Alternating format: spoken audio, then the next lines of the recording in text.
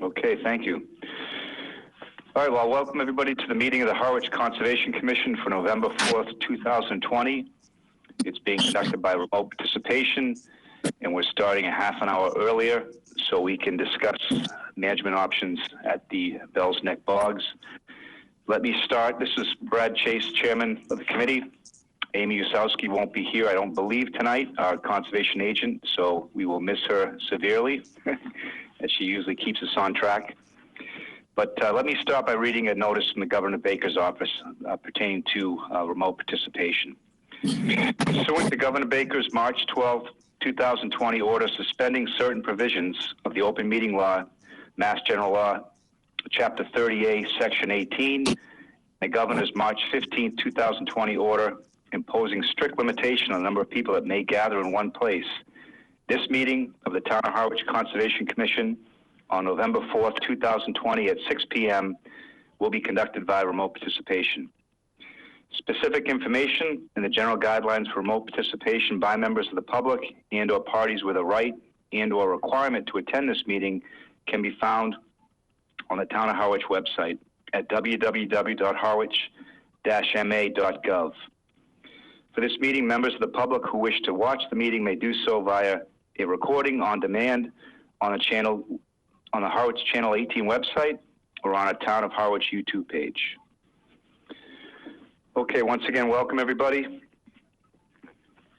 And we will start with a discussion on management of the Bell's Neck Bogs, also called the Herring River Conservation Area at 0 Depot Street, map 36, parcel M5. And so what I'll do is I'll start with a little introduction as to how we got to this point, and then I'll review some options that we have to consider. Hold on just one second.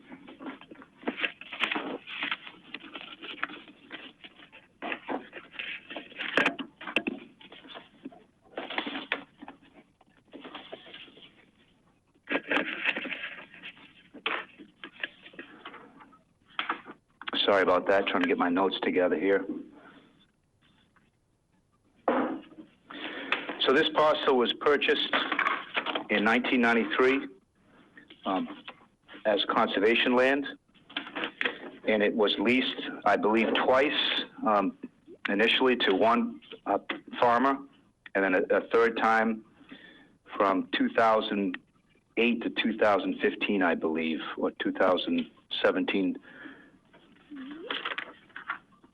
Yeah, excuse me, I'm still trying to get my notes together here. And so the previous leasee decided not to continue in 2015.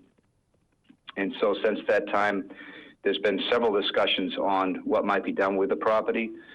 In 2017, the Conservation Commission discussed leasing it, and a vote on December 2017 was to move forward with a bid for farming.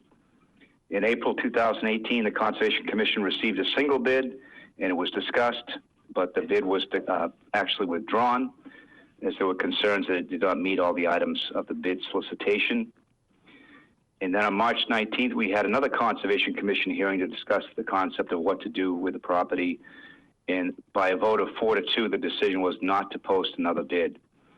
And so a subcommittee was formed to discuss the issue, and we came up with these 4 options that I hope you all had a chance to review for moving forward. And so that's what we'll discuss tonight. I think what I'll do is go through the 4 options and then ask if the public has any comments, and then we'll have comments from the commissioners, and then we'll go forward and vote on which option we'll move forward with. So any questions up front on this process, or any outstanding questions people want to get out of the way first? Okay, seeing none. Let me go through the options. Again, the subcommittee met on March 20th, 2020 to discuss these ideas, and then a memorandum was put together on these different options. Option number 1 is called active ecological restoration. And this is a growing practice in Massachusetts where people attempt to fully restore cranberry bogs to what was there before the bogs were constructed. And this is often done in a main stem river channel or a major tributary to a main stem river. And it's really an extensive process. They break up the peat layer, they break up the sand at the surface, and they really disrupt and try to get groundwater to come back up again, and they try to reintroduce wetland properties to the area. It's been done in Falmouth, it's been done in Plymouth. There's designs moving forward right now looking at the Bank Street bogs in Harwich. So it's a practice that really there's a lot of interest in doing. The reason why this option didn't get a lot of interest early on in our discussions is because it's not a tributary, it's not a main stem channel. It's really a wetland area that was adjacent to the Herring River that was developed for farming. So it's the full restoration process is to bring it back to what it was before. In this case, you could spend an awful lot of money and it wouldn't be that far from where it is now, where it's heading if it's not farmed anymore as a wetland or upland. So this approach would require quite a bit of analysis up front on the soil conditions, the flora and fauna conditions, and then would proceed to have contracted services to try to restore the bog to what it was before.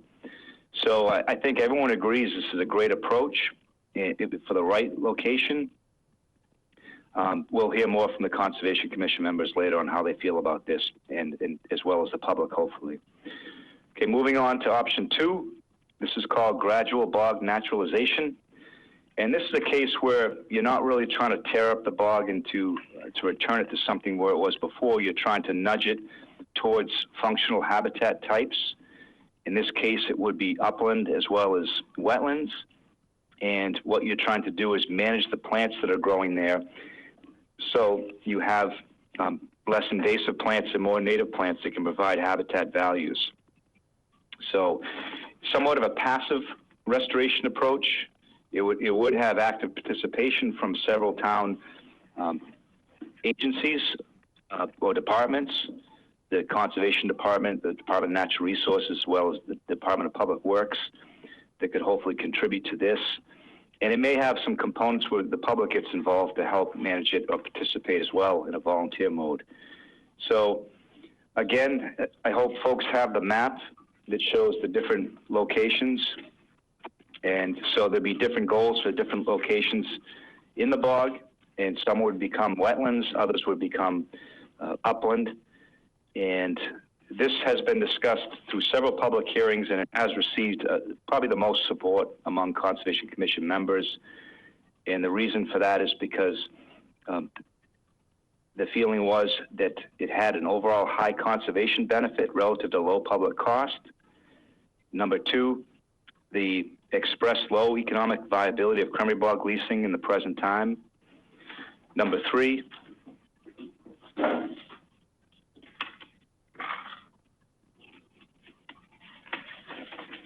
my apologies again for having my notes not in place. Number 3 would be improvements to wildlife habitat. Number 4, potential to reduce river herring kills, where sometimes juvenile river herring enter the bogs, and we've had mortality events over the years at this bog. Number 5, elimination of herbicide and pesticide applications to the bogs.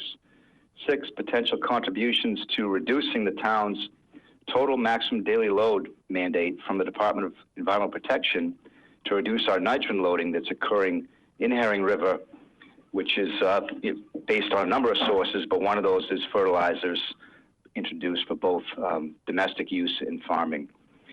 And then number 7, the current state of the bogs. The bogs have declined in quality for cranberry growing.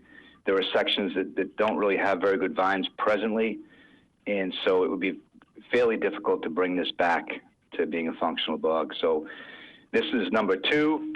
It has probably more components to it than the other ones. There's a flow management plan on how we would keep the wetlands viable, how it would reduce the impact of mosquitoes growing in the area, how we keep river herring out of the bogs, as well as to encourage wetland plant growth and improved ecology. So this would lead to a development of water flow management plan. There'd also be active management to maintain a 4 to 6 foot path around the perimeter of the bog that would function as a walking trail, and this would be mowed infrequently. So this also has features of really getting after invasive plants, trying to reduce the occurrence of Phragmites and Russian olive that occur there now, and to, as funding allows, to try to plant some native plants that would do well for habitat value. So, and there's other details that can be discussed in terms of the pump house being removed, and then the gate management at Depot Street. There has been concerns in recent years, mainly in the springtime, of having illegal activity at night, river herring poaching, eel poaching, as well as dumping materials. So there is an interest to have that gate closed during that spring period. So number 3 is farming options for 2020 and 2025.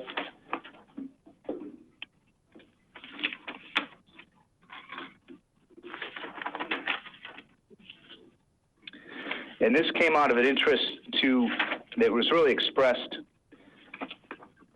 during the previous public hearings to maybe have a cooperative effort with perhaps the Cape Cod Regional Technical School to have students learn some practices with growing. And it could be cranberry bogs, it could be shrubs or plants that could be sold. And so this is an option that would go on for a while. If there was real strong local interest, I think it would need, local champions, so to speak, to step forward and say they really want to make this work. And this one could be done in compatibility with the option number 2 on a gradual restoration. So really 2 and 3 could be blended or integrated with each other. But in this case of option 3, it would not be a lease. It would be some kind of agreement that would work its way through the Conservation Commission on how to bring in an educational or outreach component, or perhaps some public component to let people use the bog for some type of farming or growing plants. And then finally, option 4, cranberry bog farming lease. And this option would revisit the lease consideration that occurred in 2017 to 2018 to consider a private cranberry farming lease would be compatible with the interests of the town of Harwich and the management of the Harwich River Conservation Area bog. So these have been discussed previously by the Conservation Commission. The purpose of tonight is to listen to public input on these 4 options and then to move forward an option to solidify and approve. And then that would become part of a management plan which was drafted, I think, in 2012 for this conservation area. And it would include the bog management as well. So that's our goal, is to really focus on how we want to manage this site in the future, and then to bring that into the management plan so it's documented, and it's a blueprint for how to move forward. So I hope that made sense. I hope folks were able to read this. So I think what I'll do now is open up for public comments. Any comments from the commissioners up front? Any points they want to clarify or things I might have missed? Okay. Well, seeing none, then I'll ask for public comment. And I don't have the ability to turn folks on and off. And so I think, I guess just, go ahead and speak up, identify yourself, and express what comments or questions you have, and we'll go from there.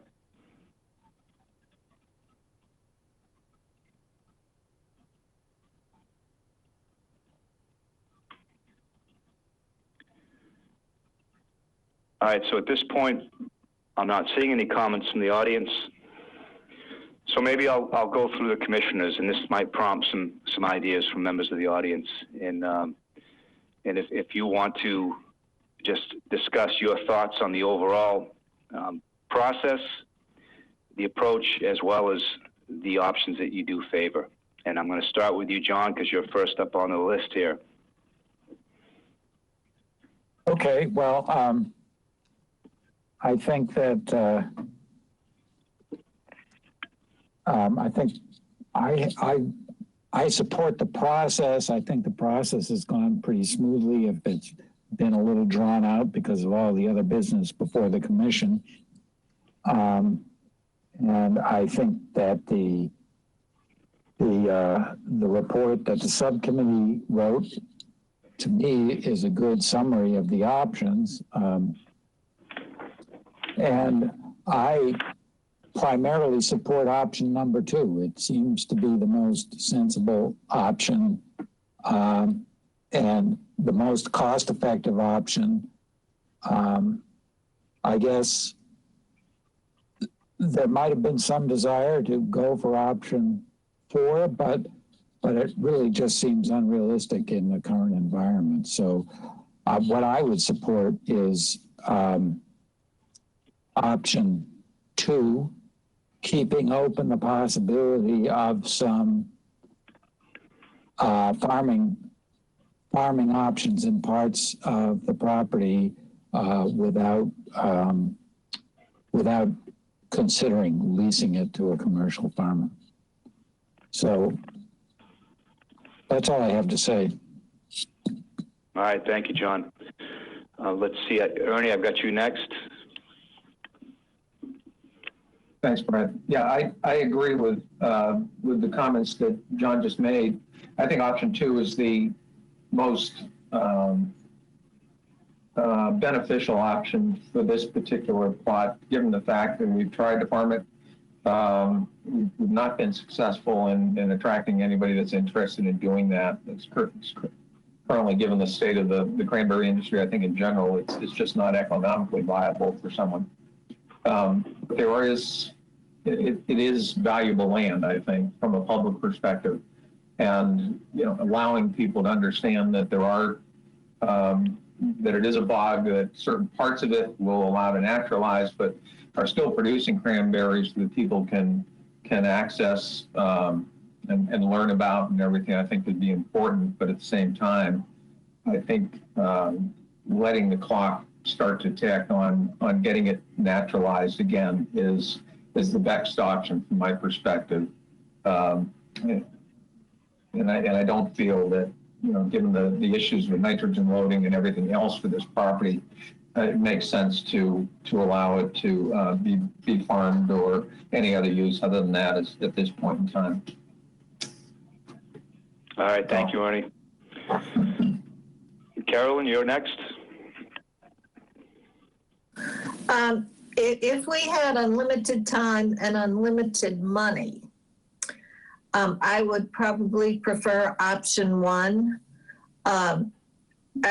Chronicle, the TV show a couple weeks ago, did a whole program on restoration of cranberry bogs, and they highlighted the Plymouth project, and it was very impressive to me. But apparently this is not considered an active part of the Herring River system, that the river system is not important enough for the state to consider giving us any money to do it. And so I just don't think that finances in town are such that we should be asking for that amount of money for this project. My second preference would be option 2. Okay, thank you. Yeah, and I don't think we've heard from the state that they wouldn't fund this, but we haven't really had a formal proposal because, again, it's not the main stem Herring River, nor is it a tributary. So you'd really be restoring, I think, a fringe of wetland that was there before. So it doesn't really fit into what's been done before. And the other projects have all been multi-million-dollar projects. It's not cheap work to do. So I think that's why we're not really digging into this one. But again, I think the Bank Street bogs over in Harwich Port, they're falling into that type of a project, and I hope it goes forward. The second one, you mean, not Coldstream? No, it's Cold Brook. The Harwich Conservation Trust bog off of Bank Street, which is where Cold Brook runs through.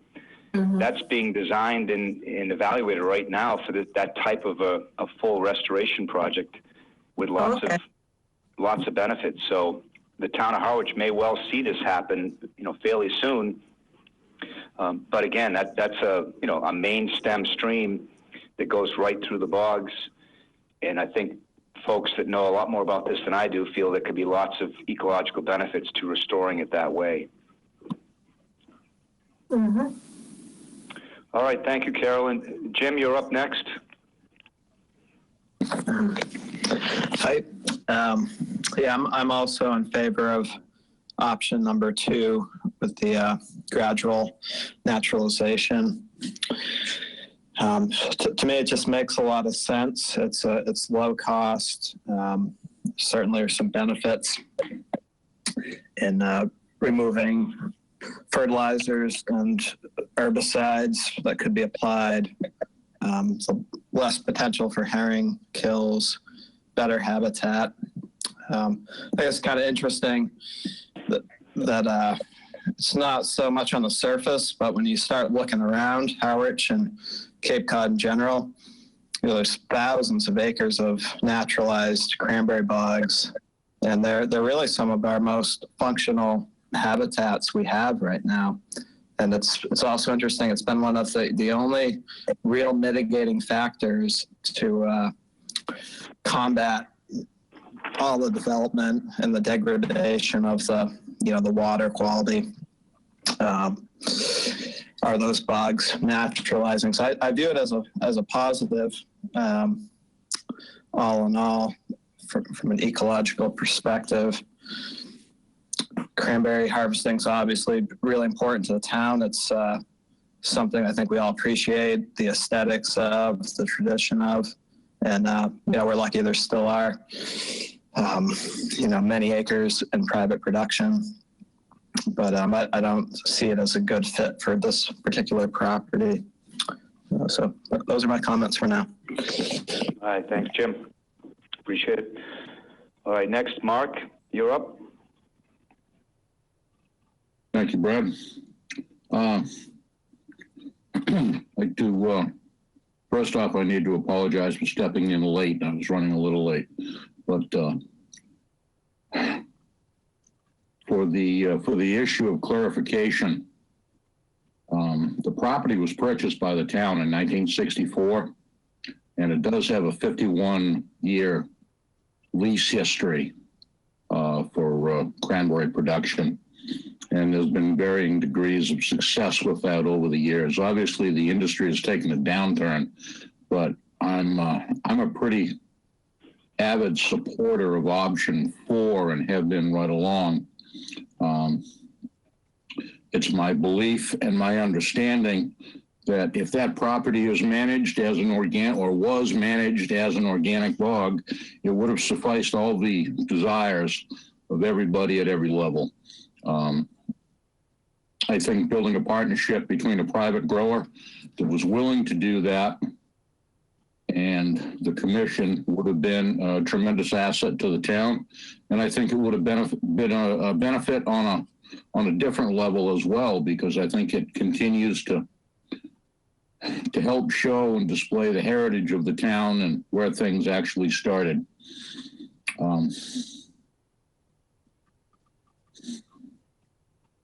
Clearly, the commission has not supported that idea.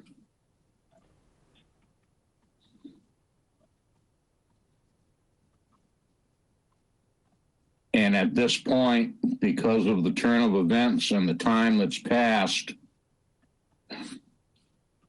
and simply the inaction of the commission over a period of time, the viability is 99% gone. I'm really very disturbed about it. I don't feel it was the right action on the behalf of the commission, given the fact that the property was taken over and the fact that that was a bog at the time. This is becoming a change of use, and I don't feel it's the commission's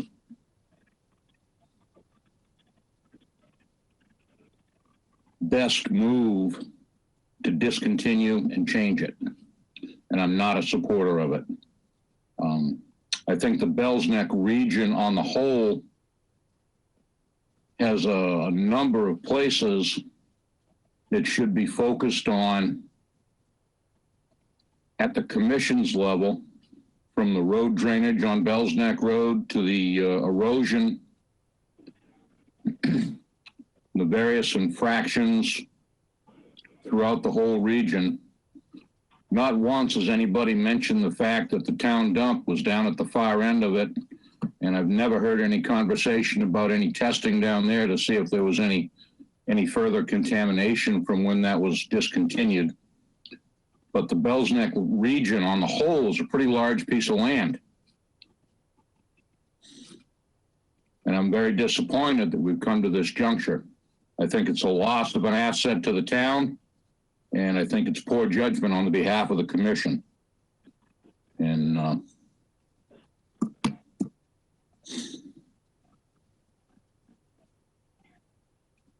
I guess without repeating myself, I don't have anything else to add. All right, thanks, Mark. You've been very steady and thoughtful on this topic, and I appreciate your point of view. In terms of when this was purchased, I guess what I see is a review done by the law firm of Copeland and Page in 2009. When the last lease was coming up for discussion, there was interest then with the present commission to not lease it for all the above-mentioned concerns. And so a review was done by the law firm, Copeland and Page, and what they indicated was this was purchased in 1993 for conservation purposes with no mention of other uses in the document. So, you know, for me, it seems that this was purchased for conservation. It had the active bog at the time, so that was continued for a while. And so I guess I don't, you know, I'm concerned about, you know, the heritage and, you know, losing that. But at the same time, to me, it seems like a change that is for the better. It is conservation land, and it's a hard change, but I think it's going to have lots of benefits for the public and citizens in the town. So, but I appreciate your viewpoint, Mark. I think you always make good comments on this, and it's just an alternative point of view to the one that I have. I do favor option 2. I think it has the most benefits for public uses, for natural resources, and if there is an interested party in town that wants to step up and have some type of you know, educational outreach activity, then I think that could happen as well. So. Well, let me revisit the call for any comments or questions from the audience. It looks like Brad? Alan. Yes, hi, Larry. Hi. Just a couple of comments. I have to, you know, you and I have talked before. I have to admit I'm more in line with Mark's thinking and unfortunately the rest of the commission. But that's not the comment I want to make. My comment is we have a common theme we've been concerned about, and that is, since this is town property, and I see you have, I want to be sure that your consideration going forward, that this is accessible to town residents. I see you do have, as part of option 2, a hiking trail, but I'd like to have that be thoroughly discussed and vetted so that that's a certainty going forward, that this will become an area that we can all enjoy. Mm-hmm. That's a good point. I think everyone agrees that that's been a good feature. It's there now. That path is there presently, and people use it all the time. And I think it's just a question of deciding how you want to maintain it. And I guess what we're proposing right now is to have infrequent mowing to make sure that unwanted vegetation doesn't, you know, grow in the walking path. So I think that's definitely a positive feature of option 2. Anything else, Larry?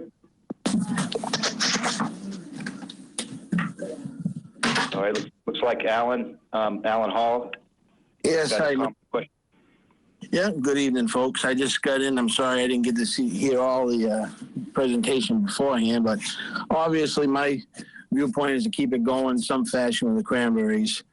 I was fortunate enough to just pick 350 barrels off a bog 1,000 feet away from this. So I like to see the bogs keep going. I've got brothers, I got family relatives, I got other folks in this area of North Harwich that would like to see it kept as a cranberry bog in some fashion.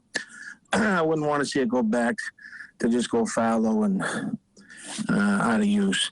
Or the other option, as I said in the past, about harvesting the vines off. I'm interested in that, but that middle section could be utilized. It's got gravity feed. It would be a lot simpler to take care of rather than the bog that I just had to pump up 11 feet higher. So I hope we make the right decision, the town of Harwich, to try to keep it going. I think if you get that option out there to lease it, I think you'll get some good responses. I know everything's crazy in the world right now, but I know there's some people here that still want to see him actively going. Maybe I'm outnumbered, but I'd like to see it kept going. But thank you. Thank you, Alan. I appreciate your participation. You've been, I think, for all the hearings we've had, you participated and had very good comments, so I really appreciate that.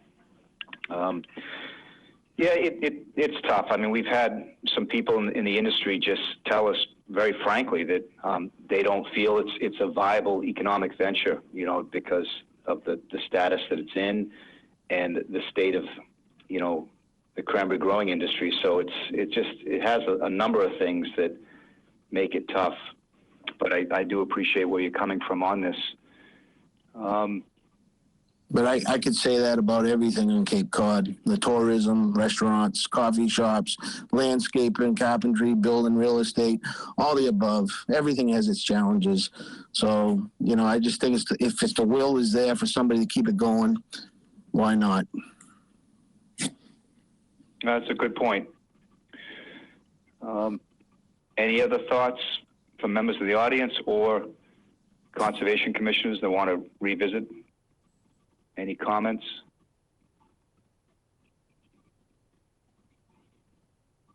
Okay.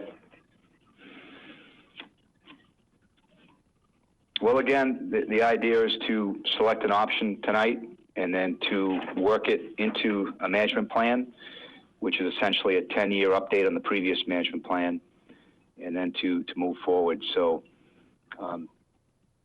if there are no further comments, then I'd ask one of the commissioners to make a motion.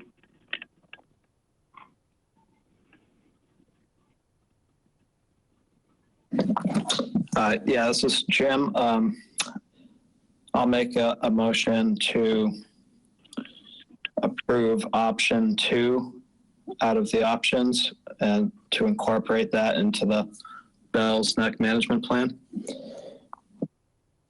Okay, do we have a second? I'll second that, Brad. Okay, I think Ernie got to you first. So Ernie has seconded the motion from Jim. All those in favor, well, first, any further discussion?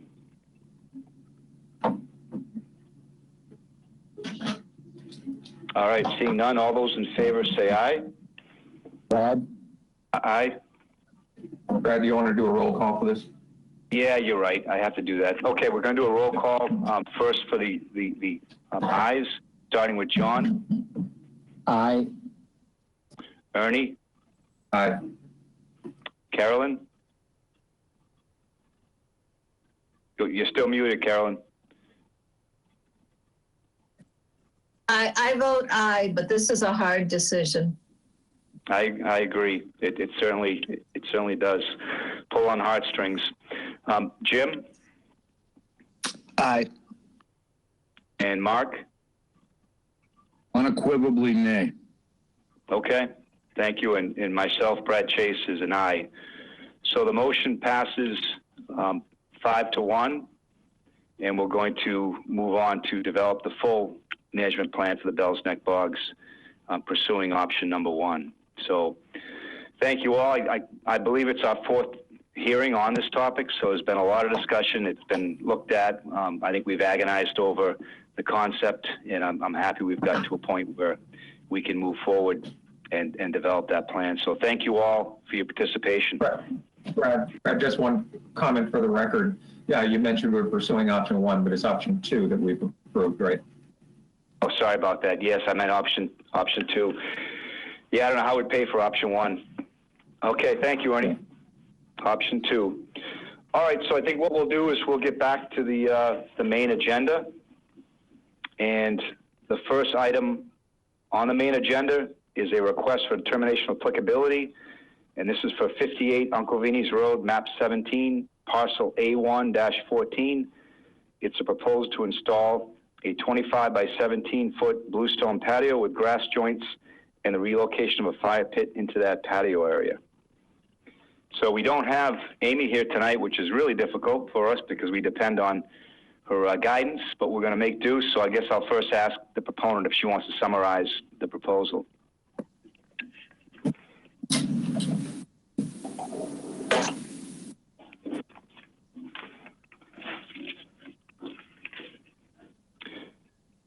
Let's see, Julie, are you able to activate your mic?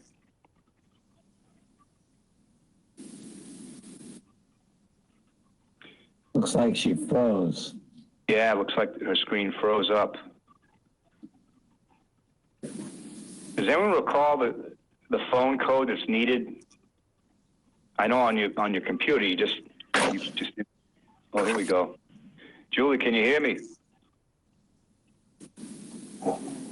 I disconnected myself. I'm sorry. I was trying to share my video and I cut me off completely. So. Okay. Okay. Yeah, can I talk through the plan that we have? And I'm sorry that Amy's not here also to go through this. Yeah, please. All right, so what we're looking at is we're at lot 58 on Uncle Vinny's Road. It's bordered by paved road on two sides. It is located in the 100-year flood plan, which is also zone AE. And we do border on the adjacent lot to us, which is lot 19. It does contain a bordering vegetated wetland. And that is to the south of us, and it's bordered by the Herring Brook, also, which is between 100 and 200 feet away, depending on where you're looking at our property. So what we are proposing to do is to add a patio off the south end of our house, which would be a 25 by 17 foot patio. What we are proposing is to have pavers, but we would have 4 2x2 pavers joined together, and then on the outside of each of those, we would have a grout grass or a planted grout instead of a hard grout. And I was either looking at either a creeping thyme or a Dimodia. They stay low. They don't require a lot of water. And they are pretty hardy for this area. We would be over 60 feet away from the wetland edge. And I think if you looked at, I think it's page 2 I have, shows you the location of where we're putting the patio. And then I'm also to relocate the fire pit, which would now be in the grass area, to put that onto the patio itself instead. One thing that I do really want to talk to you about is at the east end of the patio, which is the edge that would be closer to the wetland border. And that slopes down really sharply. So what we were proposing is to bring in stones that would all be hand trucked in. We can't bring any equipment along that because it would have to go into the 50-foot area, buffer zone area. So we would have stones that we would build up to kind of do a small wall there to even out our patio. So I think at the highest point, it would be approximately 18 inches. To 24 inches, depending on actually how we're able to build up the land to keep that from sliding down. Loam seeded repairs would be just similar to what we have now.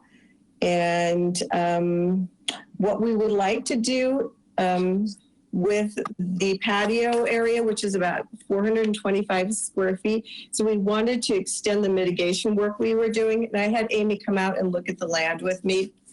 She likes what we're doing so far. What we did with the mitigation when we built our house recently, or did the renovation on our house and extension, is that we added in a meadow grass area. And so in the additional mitigation, I'm proposing that we extend some of that meadow, and that was based on Amy's recommendation. She said there's not a lot of meadows that we have in Harwich, and she would encourage us to do that. I had originally suggested that we do some other types of planting, but she said she would like to see the meadow extended out further in. So I kind of outlined a little bit on page 4 and 5 of where I would like to extend the meadow area and remove some invasive species that we have there. We have some continuing growth of English ivy, and we have bittersweet still making its ugly way back in there. We have a couple of other invasive plants that Amy had pointed out that she'd like to have removed too. And then we would do the restoration with the meadow grass. I also suggested adding a couple of bushes, inkberry, the roses that we have right now that we had added, the Carolina rose bushes, but I'm open to any suggestion. I'm still trying to figure out all the things that we have that we could continue to add in there. It's an active bird area, and I want to encourage that between birds and bunnies and squirrels and raccoons recently. So I want to make sure that we can continue to encourage some of that activity going in there. So that is my request. All right. Well, thank you. Thank you very much. Okay. We'll go through the commissioners to see if they have any comments or questions. I'll start with John. Yeah, the drawings are a little unclear to me looking at the second to last page, I guess it is, where you're showing restoration. I guess it's behind a shed there? Yes, it's well behind a shed that we have that's been there. But it looks like in this plan you're planting on the other side of the property line. Is that right? We own both pieces of property. We own lot 14 and we own lot 19. So I'm sorry, I didn't make that clear. So we're proposing the restoration go in lot 19, which is the area that really has all the invasive species in it. So it's in both lots? Yes, it does. It extends into both lots. That's correct. And the full amount you're quoting, I forget what it is, that's more than 3 times. That's not just in your lot. That reflects what you're doing in both lots. In both of our lots, yes. In lot 14 and lot 19, which is also ours. Okay, thank you. I don't have any other questions. Okay. All right, thanks, John. Ernie, you're up. Yes, thanks. Couple of questions. So you mentioned you're going to be bringing in some stone to raise the grade between next to where the patio is going to be. There's already an existing stone wall there, isn't there? It's not stone wall. I think might be an over definition of that. They're boulder size. I can't get it back far enough, but they're about this size boulders, and they lay on the ground, and they are 2 to up to 3 deep, but they don't go straight up. They lay onto the ground, so they go into the slope. That is. And I think it's marked out on, if you look at page 2, you kind of see a type of drawing those little ovals that you see doubled up on. That's what they consider the stone. Okay. How much are you going to raise the grade there? The grade, so if you're looking at our house in that corner, That would be at grade level, but as you go out toward the extended portion where you, which would be away from the house in that southeast corner, that is approximately 18. I was working with the landscaper, and he said anywhere from 18 to maybe 24 inches high. Lower, excuse me, than where it would meet where it meets the house. So at that point, maybe 2 feet, but that's a pretty high level there. So I'm not sure if we could legitimately do that without having to have some sort of not barrier so people don't fall off it. I think there's a maximum that we could go, which would be about 18. Yeah. So I assume that you'd have final plans that we did submit to Amy for all of this work. Is that right? This is kind of our final plans. What would you like in addition to this? Well, you just mentioned that you're not sure what sort of height you're going to put on the wall, how much you're going to change the grade on that and all. It is within the hundreds, so I mean, it's obviously within our jurisdiction, so we would need to know, you know, what your plans are at some point in time. I mean, Amy can work with you on that. Yeah.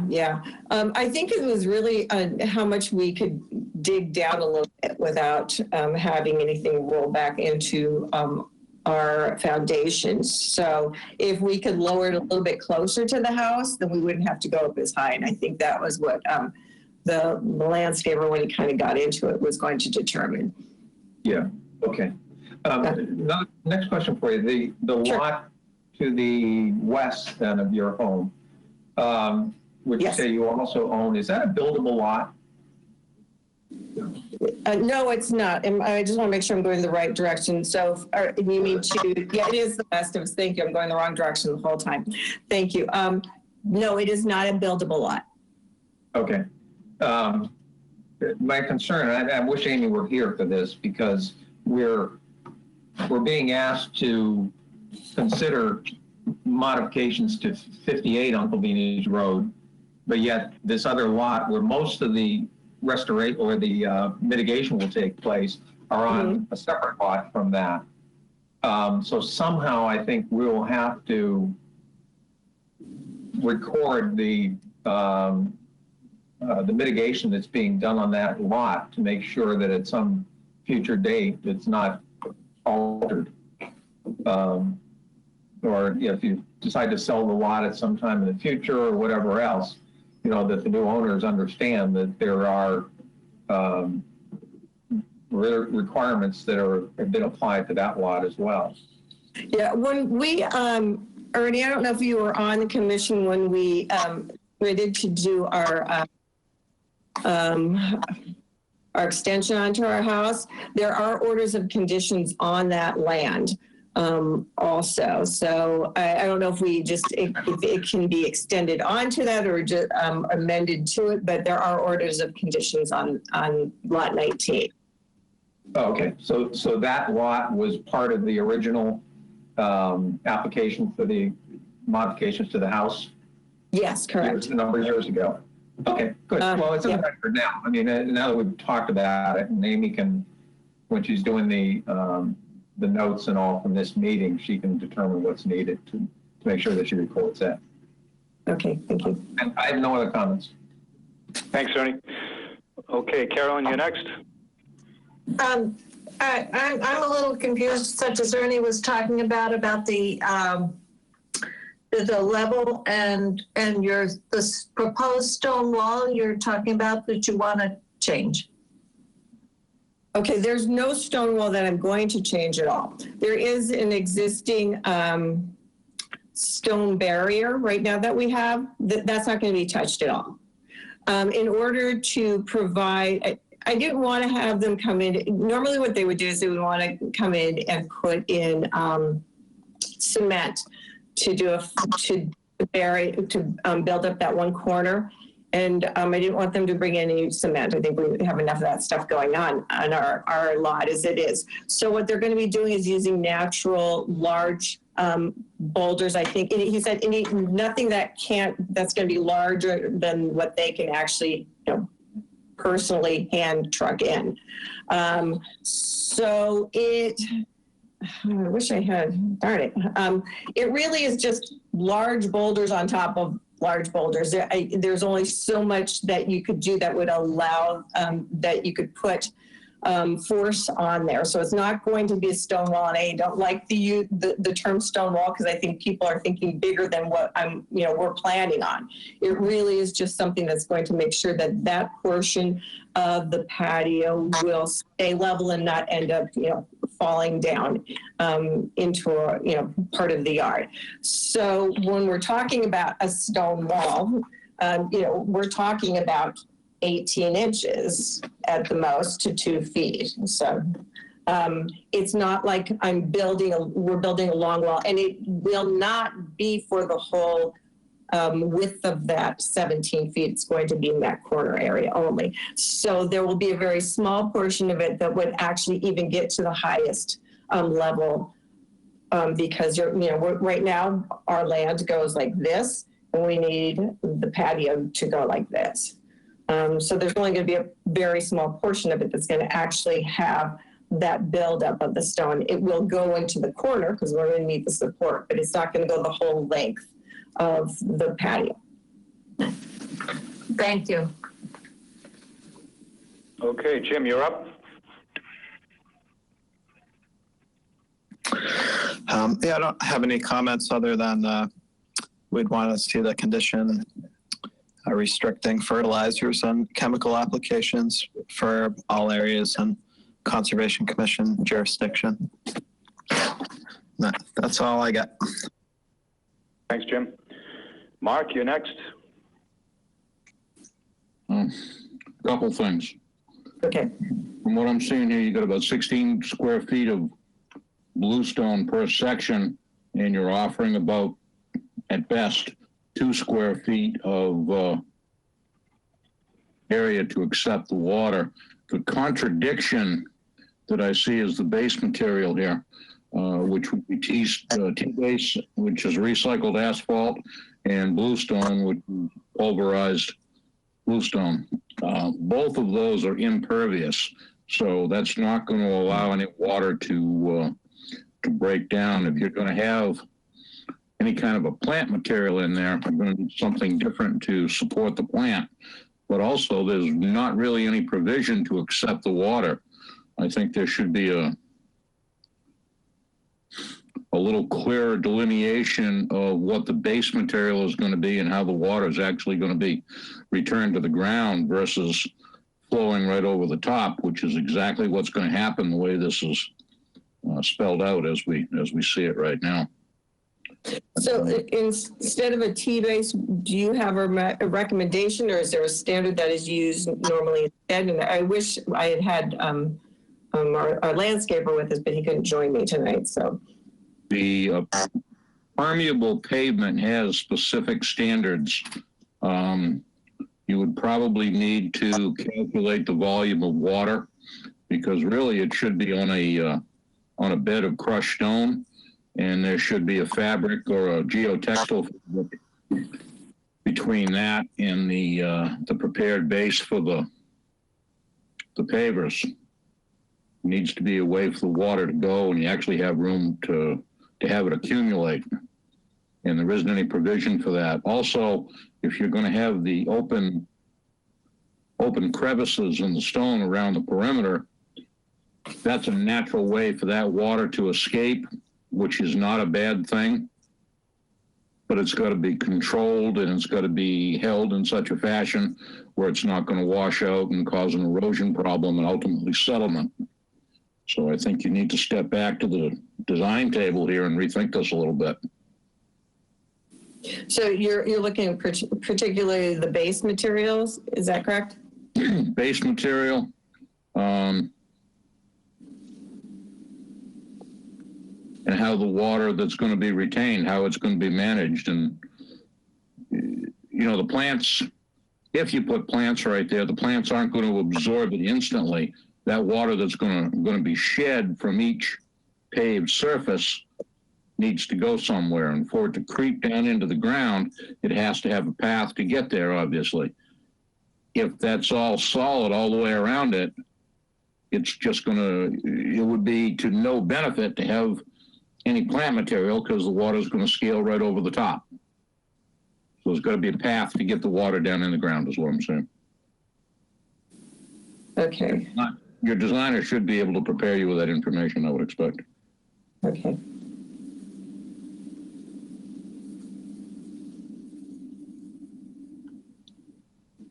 I'll have them revisit that. Thank you. All right, thanks, Mark. Okay, I've got a couple of comments. I think the patio configuration is good. I think the mitigation concept is good. I guess where I have some concerns that I haven't heard voiced before tonight was on the mowing in the 0 to 50. I have a little concern about that activity. I think, removing the invasives is a good concept, planting shrubs. But what I have seen a couple times is where we allow that type of activity, and then you see lawn encroach into that area. So it's a concern that I have, maybe not with you folks, but it could be a future owner where all of a sudden the mowing is more frequent, and then all of a sudden you see lawn encroaching into that 0 to 50. So I guess the question for you and maybe for others can we still achieve what you're hoping to have for this part of your property without the mowing? Could you have more bush species and then maybe some active pruning, mechanical removal of things that you don't want as opposed to running through with a mower every year? Brad, are you referring to the area where we would be doing planting for the meadow? Yeah, it's okay. Yep. So you've got a lot of that area is in the 0 to 50 no disturb zone. Great. And so I don't think we typically, go for that. I think Amy liked the idea of establishing a meadow, and I think that's a good concept, but I'm a little concerned about future uses and what might happen down the road, because it would be easy to mow it down more frequently and then to allow other uses. So it really should be, a no disturb, no human activity zone. That's the purpose of the 0 to 50. So I'm wondering if we can, depending on what the other commissioners feel, either have a compromise or just have the meadow begin at the 50. But I first want to see how that, how does that sound with your ideas of how you want that to look? Before you respond, can I just, that's a very good concern. Actually, you had the concern when we were doing our renovation last time. And in our order of conditions for that, we only are allowed 2 mowings per year, and it actually has to be done with a weed whacker. There's not anything that comes in. There's not a lawnmower that comes in. We haven't gotten to the point where it's high enough that we've even had to address that yet because it's still taking root. But in our order of conditions for that, previously that was part of it, that there could only be weed whacking for mowing. And that was how we were going to keep it down low. We don't want it to because we want it to be a meadow. So we actually want that grass to not be cut. The only time it would really need to be cut is if for some reason there's not encouraging enough growth and regeneration of it. So that was a good question. That was your concern last time. So those are in our order of conditions as we speak right now for that lot in particular. Okay, so it extends into the second lot, your yes. present order. Yeah, okay. Yeah, absolutely. All right, well, I guess that's a question for other folks. Do people have any concerns with the mowing? But we're hearing that we can probably condition it as a weed whacker as opposed to an actual mowing, which I certainly have less concerns with. I just worry about the mower coming in and all of a sudden down the road there's someone else there and they just want to mow it all the time. Any thoughts on the mowing versus weed whacking concept?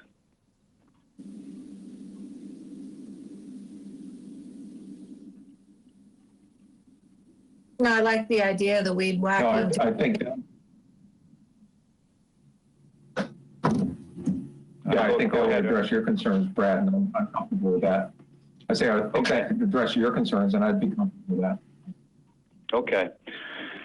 And so here's a question for Amy, is would the conditions on this RDA, if we went to, once a year in the fall, would that supersede the previous order, which allowed, I think, twice a year? Or is that just not even a consequential point? I was going to jump in, Brad. I think generally there's no need to mow a natural meadow more than once a year.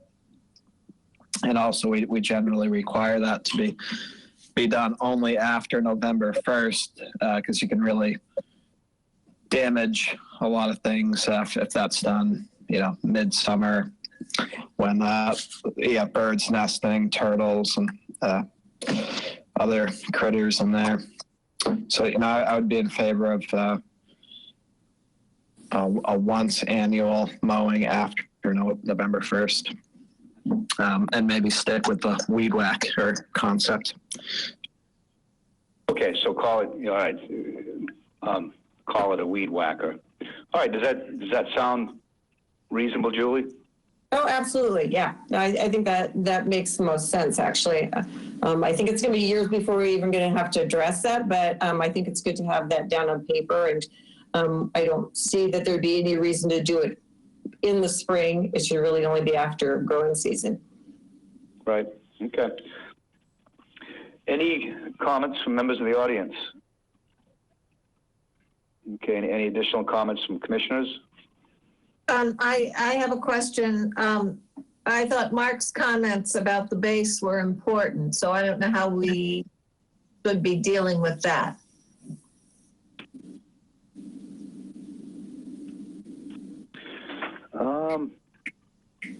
It seemed like there was some agreement to, can I deal with that with Amy, or to make sure that we've got something that is a base that is permeable, that would make sure that it would absorb the water runoff, or do you? Mark, how do you feel? Yeah, I don't see why not, as long as there's, specific criteria for the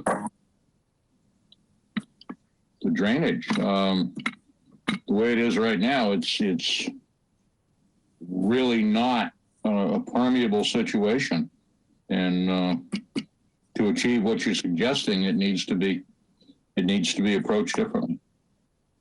Okay, that's fair. All right. If there are no additional comments, would someone like to make a motion? I'll make a motion to approve the plans for a patio and fire pit relocation for 58 Uncle Beanie's Road with the no herbicides, no pesticides, and with the change that the base has to be permeable. Okay, do we have a second? I'll second. Okay, seconded by John. Under discussion, I'd just like to add that we put in, for the language, instead of mowing, we put in weed whacking. Oh, yes. Once a year after November 1st. And it would be a -3 determination that we're approving. So with that, all those in favor say aye. Oh, sorry, I'm forgetting the roll call. I'm sorry about that. All right, John, we'll start with you on the roll call.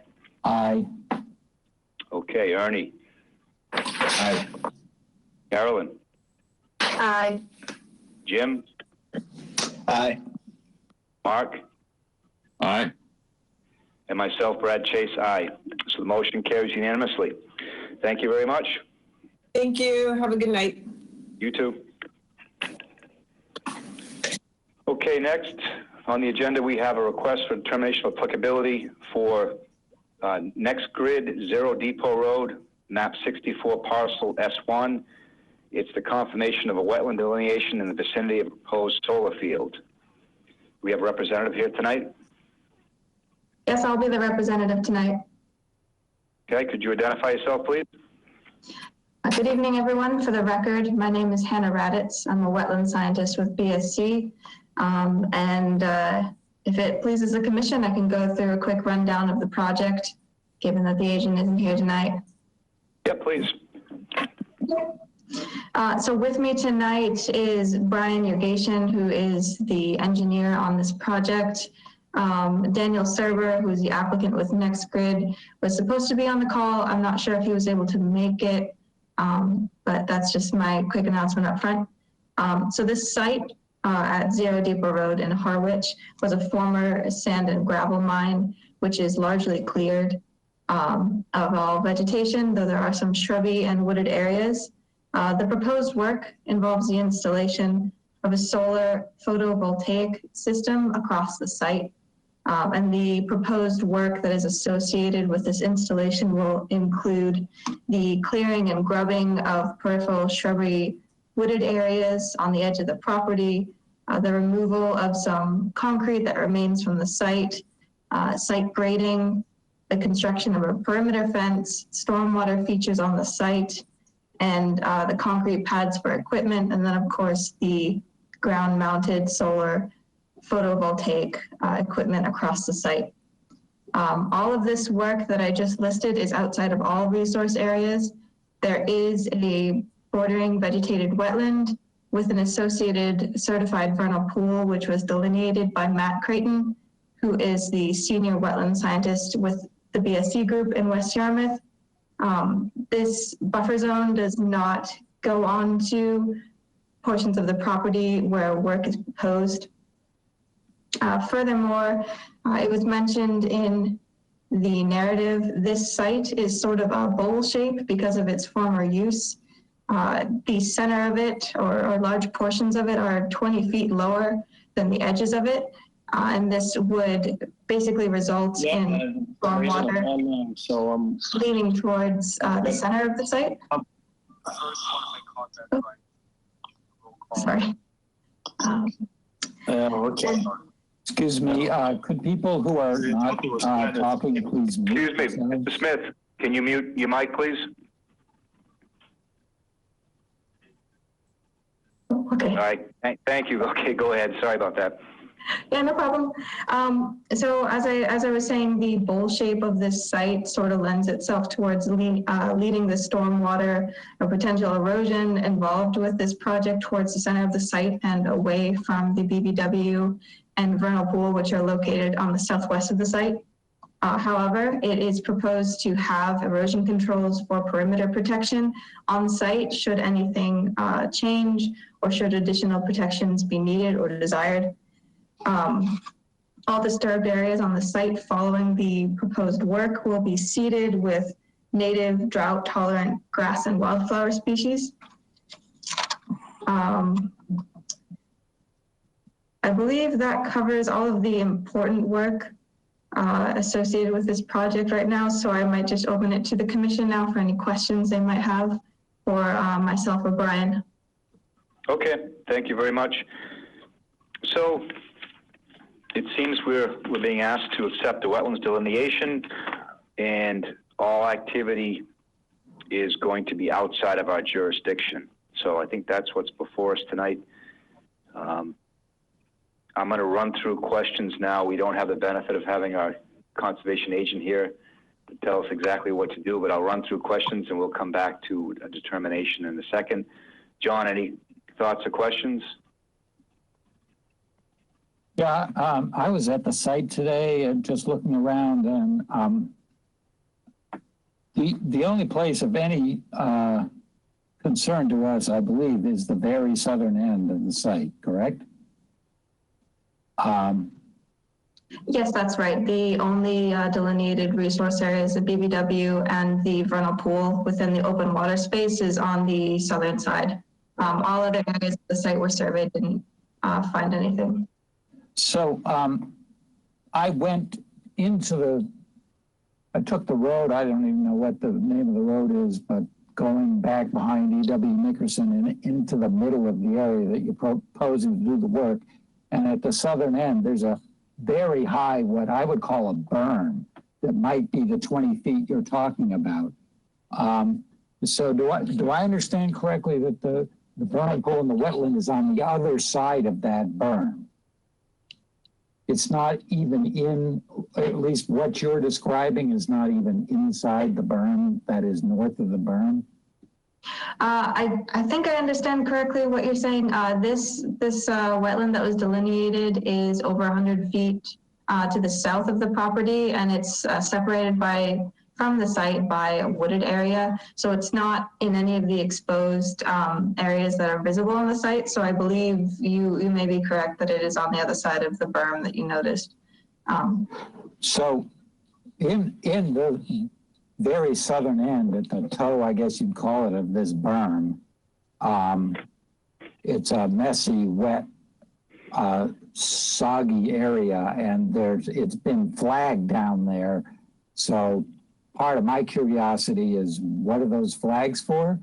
Are they marking 100 feet from the BDW or what? And it looks wet there, so are you sure there isn't anything to the north of that berm that is in fact undeniably not wetland? Those are my questions. Brian, can you speak to the stakeout on the site? I don't know if those flags that are being referred to were hung by BSC or if they're remnants of something, but I don't believe any other place was flagged on site by our wetland scientists. Sure. So good evening. For the record, my name is Brian Yurgation. I'm a professional engineer with BSC Group. So the berm to which you are referring is more or less on the straddling the property line, and the vernal pool and the associated wetland are in fact to the south of the property and completely off-site. The stakes that you were seeing, and they should have been at the toe of the slope, I believe that there were 5 or 6 stakes that were put in the ground to represent the limit of work. And I thought they would have been labeled appropriately, but. Well, it was kind of messy down there. I didn't get up close and try to read labels on them. Okay. But in reference to the fact that there may have been some standing water there, at the time that this delineation was conducted about a year ago, there was also some, I think, evidence of standing water. However, the wetland scientist on site, Matt Creighton, did determine that it did not meet the requirements for being even an isolated vegetated wetland or a land subject to isolated land subject to storm flowage. So it was not designated as such.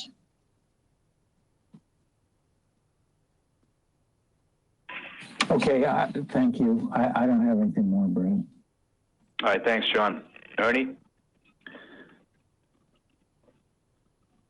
Yeah, thanks, Brad. Hannah, one question for you. In the comments that Amy gave to us in preparation for this meeting, she said she had requested information on how the wetland was delineated, and she mentioned that she had not received that. I'm looking at the October 30th, 2020 memo. Is that the delineation memo that she was looking for? Yeah, delineation memo was submitted to her last week. I believe she received it and I got her thank you email. So maybe that note just got outdated. I'm trying to think of the date that this might have been. I think I've got it right up in front of me. October 30th. Yeah, that was the day that the wetland delineation memo was submitted to Amy, and she did receive it.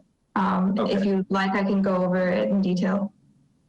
No, I read it, and it looks fairly thorough to me. I mean, it was understandable and all. It just didn't show it on any of the plots that she sent to us, but I think that probably would have satisfied Amy's concern. I didn't see any update to that, so I'm assuming that she did receive it and she was comfortable with it. As far as I know. Yeah. Mm-hmm. Oh, sorry. I had no other questions. Okay. Thanks, Ernie. And I think the memo does state it's a vegetation only method, and I think that's what Amy was looking for. And so I think that memo does document what she wanted. So, okay, next, Carolyn. I have no questions. Thank you. All right, thanks, Jim. Yes, I have a question. Is the fence to be installed right around the perimeter of the solar array as shown on the plan, or is it somewhere else? It is more or less, it's on the outside. It encloses the array. Just getting at whether or not it would possibly get to that 100-foot buffer zone. Nope, the fence is about 110 feet away from the closest point. That's what I see on the plan. Yeah. But I'm pretty familiar with this this wetland, the vernal pool there. It's actually a really nice example. But I have been disappointed over the years of the encroachment on it, on the just how close they got with their digging in the sand mine there. It seems like it could be a fairly simple thing to put down some topsoil and seed that area with a meadow mix, just basically that small area that the 100-foot buffer zone encompasses. Just get in there, clean it up, get rid of any invasives, put down some topsoil and seed it. It's just something that really should be done to restore that part of the property. So those are my comments. Thank you, Jim. All right, Mark, you're next.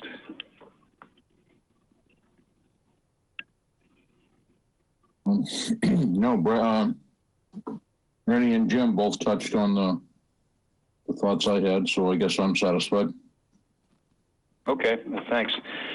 All right, well, I guess my question is procedural, and if somebody can help me out here, I think that to accept this wetlands delineation, it would be a different determination than we usually use, and I forget what that is. Amy could answer this in her sleep. Does anyone recall how we approve this? We're agreeing with the wetlands delineation, and it's not jurisdictional, the activity.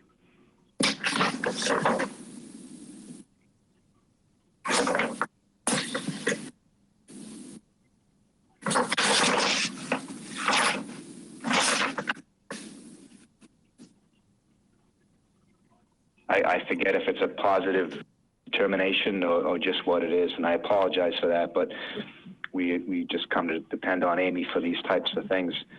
If I may speak up. Sure, please.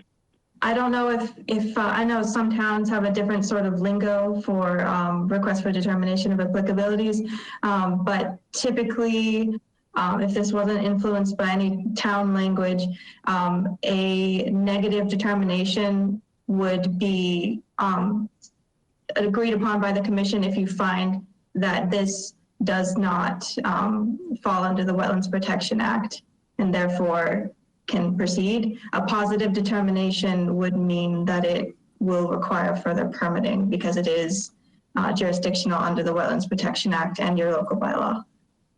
Yeah, I know we have some consideration for wetlands delineations where it certainly isn't a -3 determination. So that's what I'm looking for is the actual component.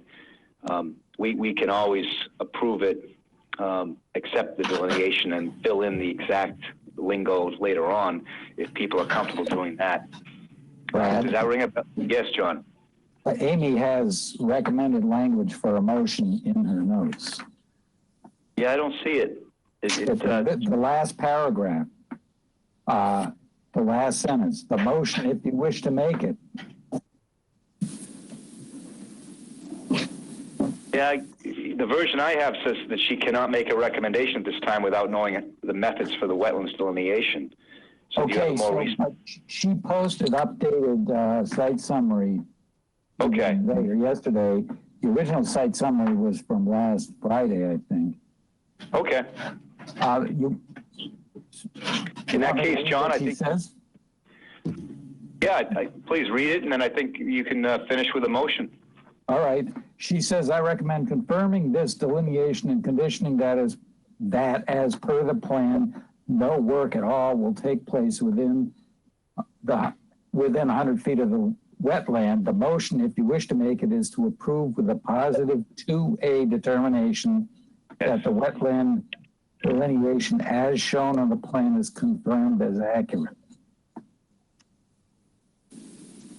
So if you're fine with that, I'm happy to make a motion.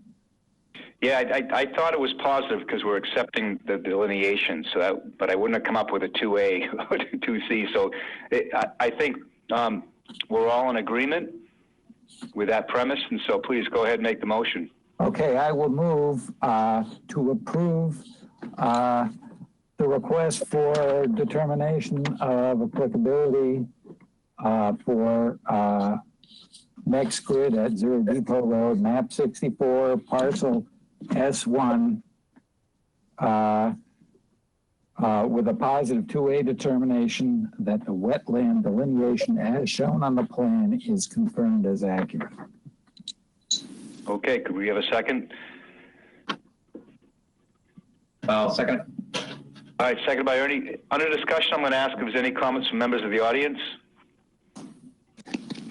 Okay, any additional comments? Yeah, Brad, Jim here. Yep. It's a little difficult to tell.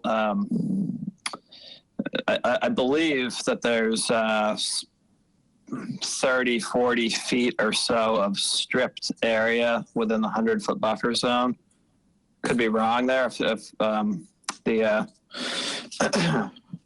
agents want to jump in. But I believe there is some stripped area in the buffer zone, and I was looking for a condition that would say that within that area, invasive species should be removed, topsoil put down, and a meadow mix be planted. Yeah, I think it's a good idea. I don't know if we can condition an acceptance of a wetlands delineation. So let's ask the proponents, is that something that you folks would agree is a good idea to do, just to clean up that area? Yeah, I mean, I think it's, I'm not sure. I don't have firsthand, observations of the stripped area that you're talking about. I'm assuming that it was left as a sandy slope. Sandy unvegetated slope, probably some weeds and other vegetation that has grown up in there. Yeah, I mean, if it's not something that's, that we can do legally, then I prefer not to, I guess would be my stance on it. I mean, may I comment? Sure. I mean, the whole area is surrounded by, I don't know what you want to call it. I'll call it a berm. I mean, it's not just the southern end. It's a very steep slope, and it's shown very clearly on your site plan. So I would think that you would be seeding that anyway to stabilize that stuff. It's steep. It'll get washed out, I would think. And there's trash and stuff down at the toe of that slope at the southern end. I can't imagine why you wouldn't be cleaning it up and seeding it. yeah, well, I mean, the reason we weren't was because we weren't going to touch anything within the jurisdictional area. So that's why we hadn't proposed to do anything like that. Well, so what about outside the jurisdictional area where there's a very steep slope? Are you going to be seeding that to stabilize it? We were not going to be, there's very limited grading. The only area where we were going to be proposing to alter any of the grades is in the northeast section of the site, which is, well far and away from the area that we're talking about here. But no, we were taking advantage of the site's topography, and we wanted to minimize our disturbance. And so we weren't proposing to alter any of these side slopes. Carolyn, do you have a comment? As I understand it, what we're being asked to do is approve the wetland delineation. I don't see that we can ask them to do anything other than approve the lines. And I would agree with you. I think the motion that was seconded is accepting delineation and basically accepting that all activity is outside of our jurisdiction. So we can't condition that. So, you know, if the motion fails, we can revisit this. And I just thought maybe we could just ask if there was, it was in their interest to do something about that berm. But I think we should go ahead and vote. And if the motion carries, then it carries. If it doesn't carry, then we can revisit this. But I think in our discussion, we accepted that it was outside of our jurisdiction. Just under discussion, Brad, I think the fact that it's coming before us and we see what's happened there, it gives us a chance to hold the property owner accountable for what they've done there. You know, it's too bad Amy isn't here to direct us exactly what mechanism to do that by, but I think that it is appropriate in my opinion anyway. If I could, through the chair. Yes. This project, we still have to go through a large-scale solar review with the town. So, you know, that is the more appropriate place, in my opinion, to require something like that. I think it's well within your abilities to, you know, to make a recommendation. I don't want to tell you what to do, but, you know, I think that's the appropriate place for something like that for condition. But I agree with one of the other comments earlier that, you know, this is a request for a determination of applicability. To me, it doesn't seem appropriate to put a condition on it, but there is a place where that would be appropriate, in my opinion. Yep. All right. Thank you. Well, I guess what I'm going to do is call for a vote, or if commissioners feel strongly about continuing this until we can get more information from Amy, then those are the two options. I think that it is suitable to move forward given what we've seen, and that we're accepting the delineation and that it is outside of our jurisdiction. So I'm fine with that. But if anyone feels strongly to continue, I don't think that's going to hold the project up if we continue for 2 weeks. We have Amy's recommendation. Yeah.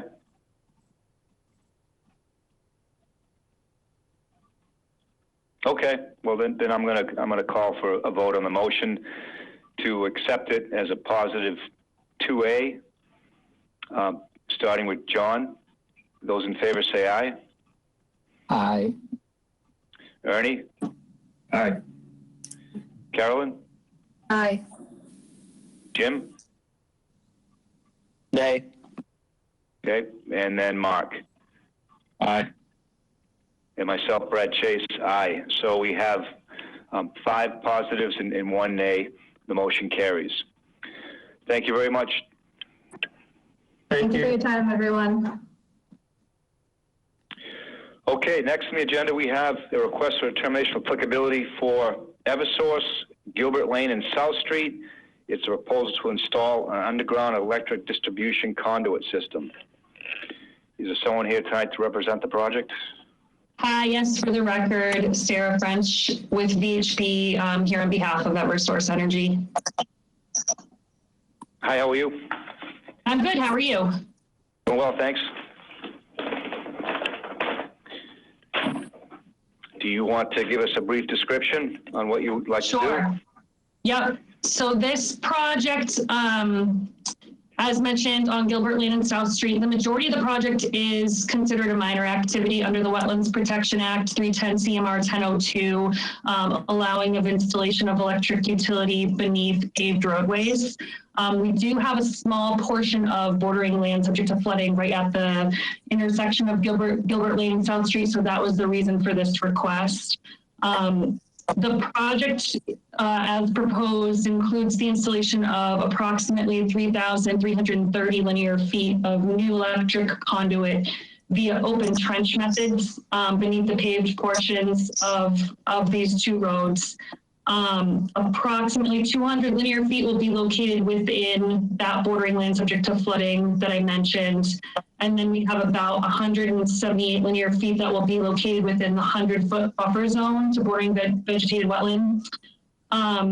In addition to the new conduit installation, they're proposing to install 9 new splice boxes. Each of those will be approximately 480 cubic feet. Also installed beneath the paved portion of the road. One of those splice boxes will be located within bordering land subject to flooding. All of the alterations are temporary in nature. No impacts to any wetland resource areas are proposed or changes to flood storage capacity. As I mentioned, everything is within, below the paved surface of the road. The conduits, there'll be 4 sections of conduit that'll be kind of connected between the splice boxes. Each of those are 6-inch conduit pipes. They'll be encased in concrete beneath the paved travel surface. The open trench method will consist of digging approximately 2 to 3 feet wide by 4-foot deep trench. They'll take approximately half of that material and kind of pile it up alongside the trench. They'll use the majority of what they can as backfill. The rest will just get loaded into a truck and carried away. The conduit will then be placed inside the trench. Like I said, they'll encase it in concrete, backfilled, tamped, swept clean, and then they'll repave the surface of the road. That's for the conduit. The splice boxes will be dug at a depth of approximately 6 to 8 feet, so they'll be a little bit deeper. Once dug, they'll place a minimum of 6 inches of 3/4 diameter crushed stone bedding for those splice boxes to sit on at the base of the hole where the conduits will enter them. So that's kind of a rundown of the work. Any temporary stockpiles, they'll probably have some temporary stockpiles, especially for the splice boxes. Any of those will be ringed with erosion controls. If they're left overnight, they'll be ringed with erosion controls, covered with a tarp if left overnight. We're anticipating, putting erosion controls throughout the project wherever we're kind of close to wetland resource areas. I don't know if you guys have the RDA. There's some figures in there that show kind of our erosion control plan. We're anticipating this to take about 2 weeks, and we'll have an environmental monitor out there, to check in probably once a week, just make sure erosion controls look good, that sort of thing. So with that, I guess I'll turn it back over to the chair if you guys have any questions. All right, thank you. Yep. Yeah, let's run through comments and questions from the commissioners, starting with John. Yeah, I have a few questions. You just said that the conduit will be encased in concrete, which it says somewhere in your right up here, your RDA narrative, but then under work description, it doesn't say that. It says the pipe is installed in the bed of sand inside the trench, backfilled, tamped, swept clean, and repaved. That doesn't mention concrete. So is the conduit, does it arrive encased in concrete? Are you putting blocks of conduit in a concrete block, or are you? I'm not 100% sure. My understanding is that it will be encased in concrete beneath the paved road surface. It may be laid, it may be put on the bed of sand and then concrete poured around it. So I guess my question about all of this is how vulnerable these installations are. I assume these are high voltage lines going under the street, 10,000 volts or more. And are there issues with water incursion when they're going through a flood zone? And the same question applies to the splice boxes. If there's a large box, I assume a splice takes up a fair amount of space, but if there's a flood, which is likely to happen in there at some point, what happens in the splice boxes? And does that create safety issues? My understanding is that, everything will be watertight. We're not going to be,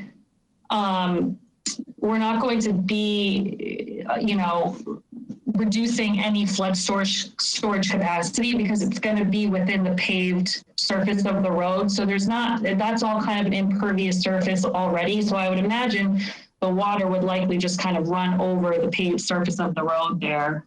Everything's going to just be beneath that paved impermeable surface. And okay, that wasn't really the question I was asking, whether it would enhance any flooding effects. I was asking whether flooding would result in incursions into the electric lines in case. Yeah. So that's one question. And the other question is, along South Street, there's a single high voltage line, and along Gilbert, I believe there's a 3-phase line overhead. And are those poles coming down? Is this replacing the overhead? I don't believe so. I think this is just to relieve overloaded electric distribution to add additional. And as far as your question for kind of, water getting into the splice boxes, the conduit, I'm not an electrical engineer. I'm a wetland scientist. So, it's kind of hard for me to answer that question, but I haven't heard of, there's tons of, different types of utilities beneath the roadway, and I haven't heard of them, having issues with water. Okay, thank you. I don't have any other questions. All right, thank you, John. Ernie? No questions. Okay, Carolyn? No questions. All right, Jim? No comments. Okay, Mark? No, I'm fairly certain the power company has addressed all the safety issues, and they've already figured out how to run cables over to the islands right across Nantucket Sound, so I can imagine Little Creek isn't going to be too much trouble. I have no further remarks. And John, I want to mention too, I believe that Eversource is required to coordinate with DPW and probably pull permits on that end. So, I maybe have a conversation with DPW about kind of those issues. Probably out of our jurisdiction, I agree. Okay, I have no further questions myself. Are there any comments from the audience?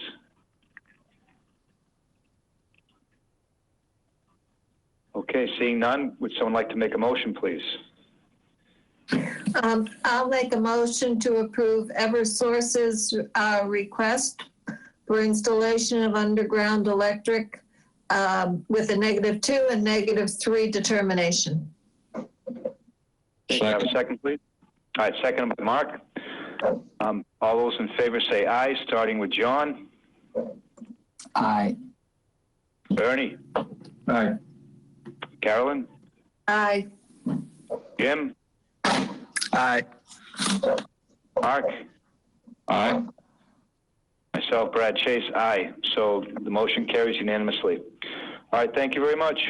Thank you so much for your time. Have a good night. You too. Bye-bye. Bye-bye. Okay, next on the agenda, we have a notice of intent for 11 Georgia Lane. It's a waterfront parcel, map 104, parcel D1-6. It's a proposal for an elevator walk, staircase, dock. Do we have a representative here tonight? Yes, Brad. Dan Croto from Moran Engineering here, and I see Ron Pepin, the applicant and property owner, also on the video for questions.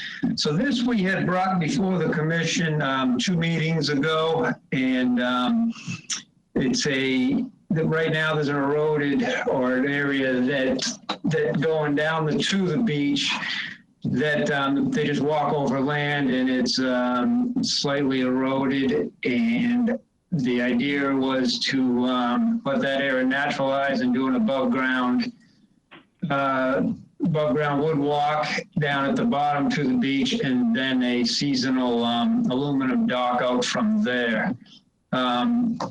I think we had answered the questions at the time, but we still had to go through waterways, and we hadn't heard from many Commonwealth agencies at the time.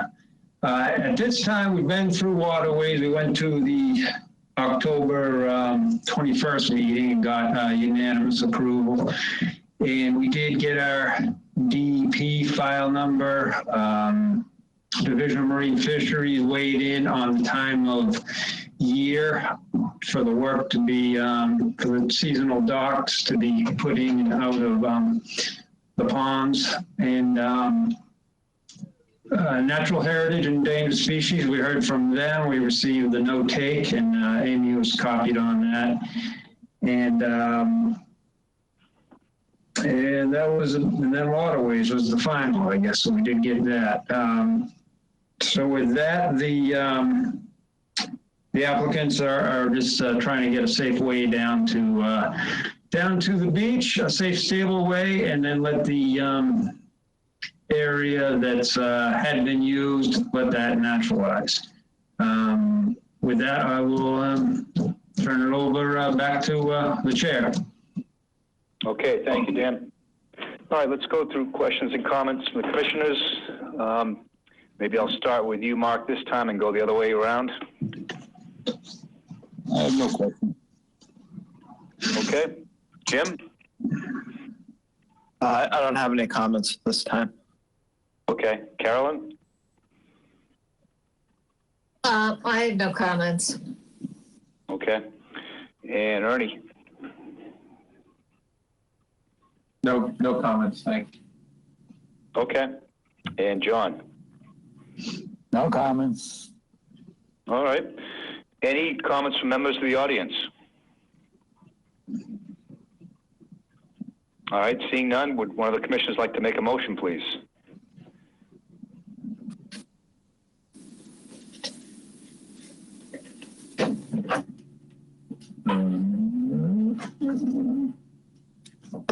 I'll make a motion to approve the notice of intent for 11 Georgia Lane, waterfront parcel map 104, parcel B16. I'll stop. All right, seconded by Carolyn.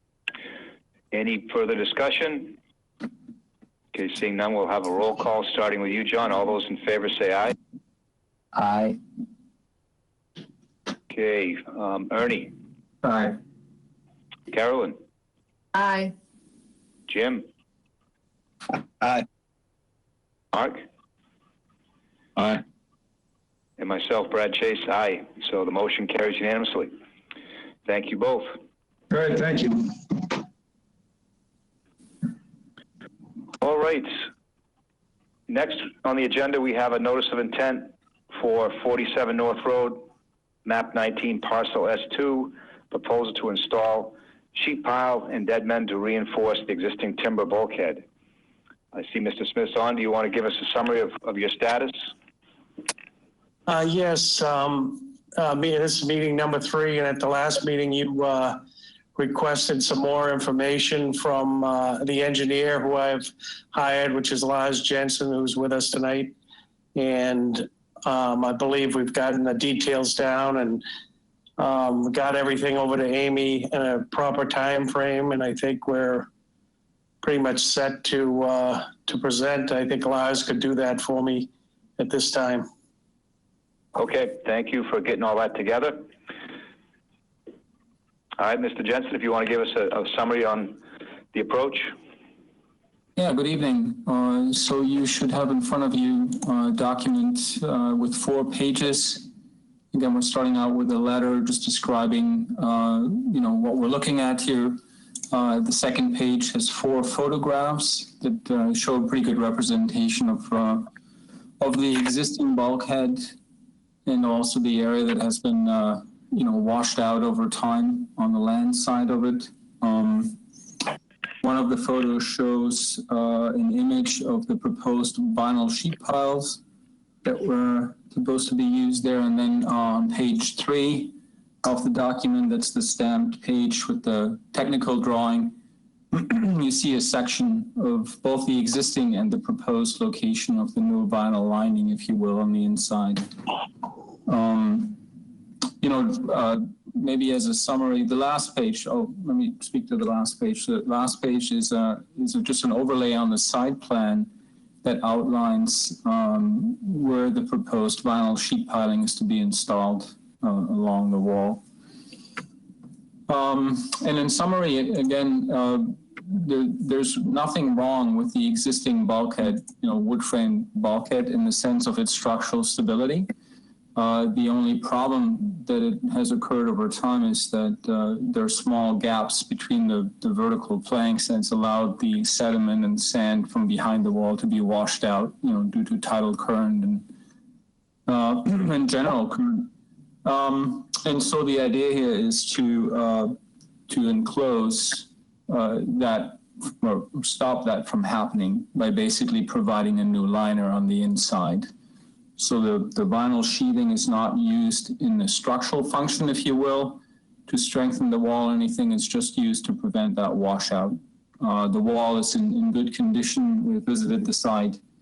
Everything is straight and stable. So there are no structural concerns for that wall itself. It's in the exact same position that it has been in, and all the work would be only on the land side, on the inside of that wall. Yeah, and then we're happy to answer any questions. All right, thank you. Comments and questions from the commissioners. I'll start with you, Mark. No, I don't have any questions at all. I would support going ahead. All right, thanks. Jim? Yeah, no questions for me. Carolyn? I'm having to jump back and forth on the Dropbox because the written summary that Amy gave us, the site summary, was done last Friday, and as of last Friday, she had not received any of this information. But she apparently received this information on the 2nd of November. And so I'm trying to go back to and I'm like Brad trying to flip through this stuff. The site summary that she put in our Dropbox. I think she was asking why all of a sudden you're taking this a wall all the way to the road. And that's a major change from what we had discussed before, I believe. If I could address that, no, that was the original plan, was to take and go from point A to point B on the wall, which takes it to the road itself, because it's been undermined and the sand is leaching out throughout the wall, less towards the road, but more towards the section where it 90s back towards the road to the right of the house. Okay, I'm now, well, in Amy's summary, it says, I agree with them installing vinyl sheeting behind the existing bulkhead, but they are proposing to carry this all the way to the road. They have not addressed how this expansion of hard structure could have an impact to adjacent properties or resource areas like salt marsh.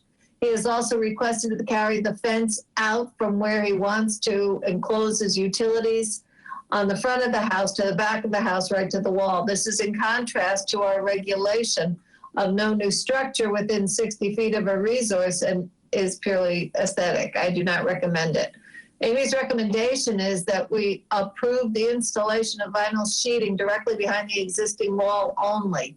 No expansion of the wall or fence. Yeah, there was no plan for an extension of the vinyl sheathing besides the wall itself. I asked her about it because I think it's an issue where the road runoff goes into the actual river. And I think that's a major problem, but she didn't think it was necessary to address that. And I thought it was a good idea to do, but I did not put that in this proposal and do not intend to do it.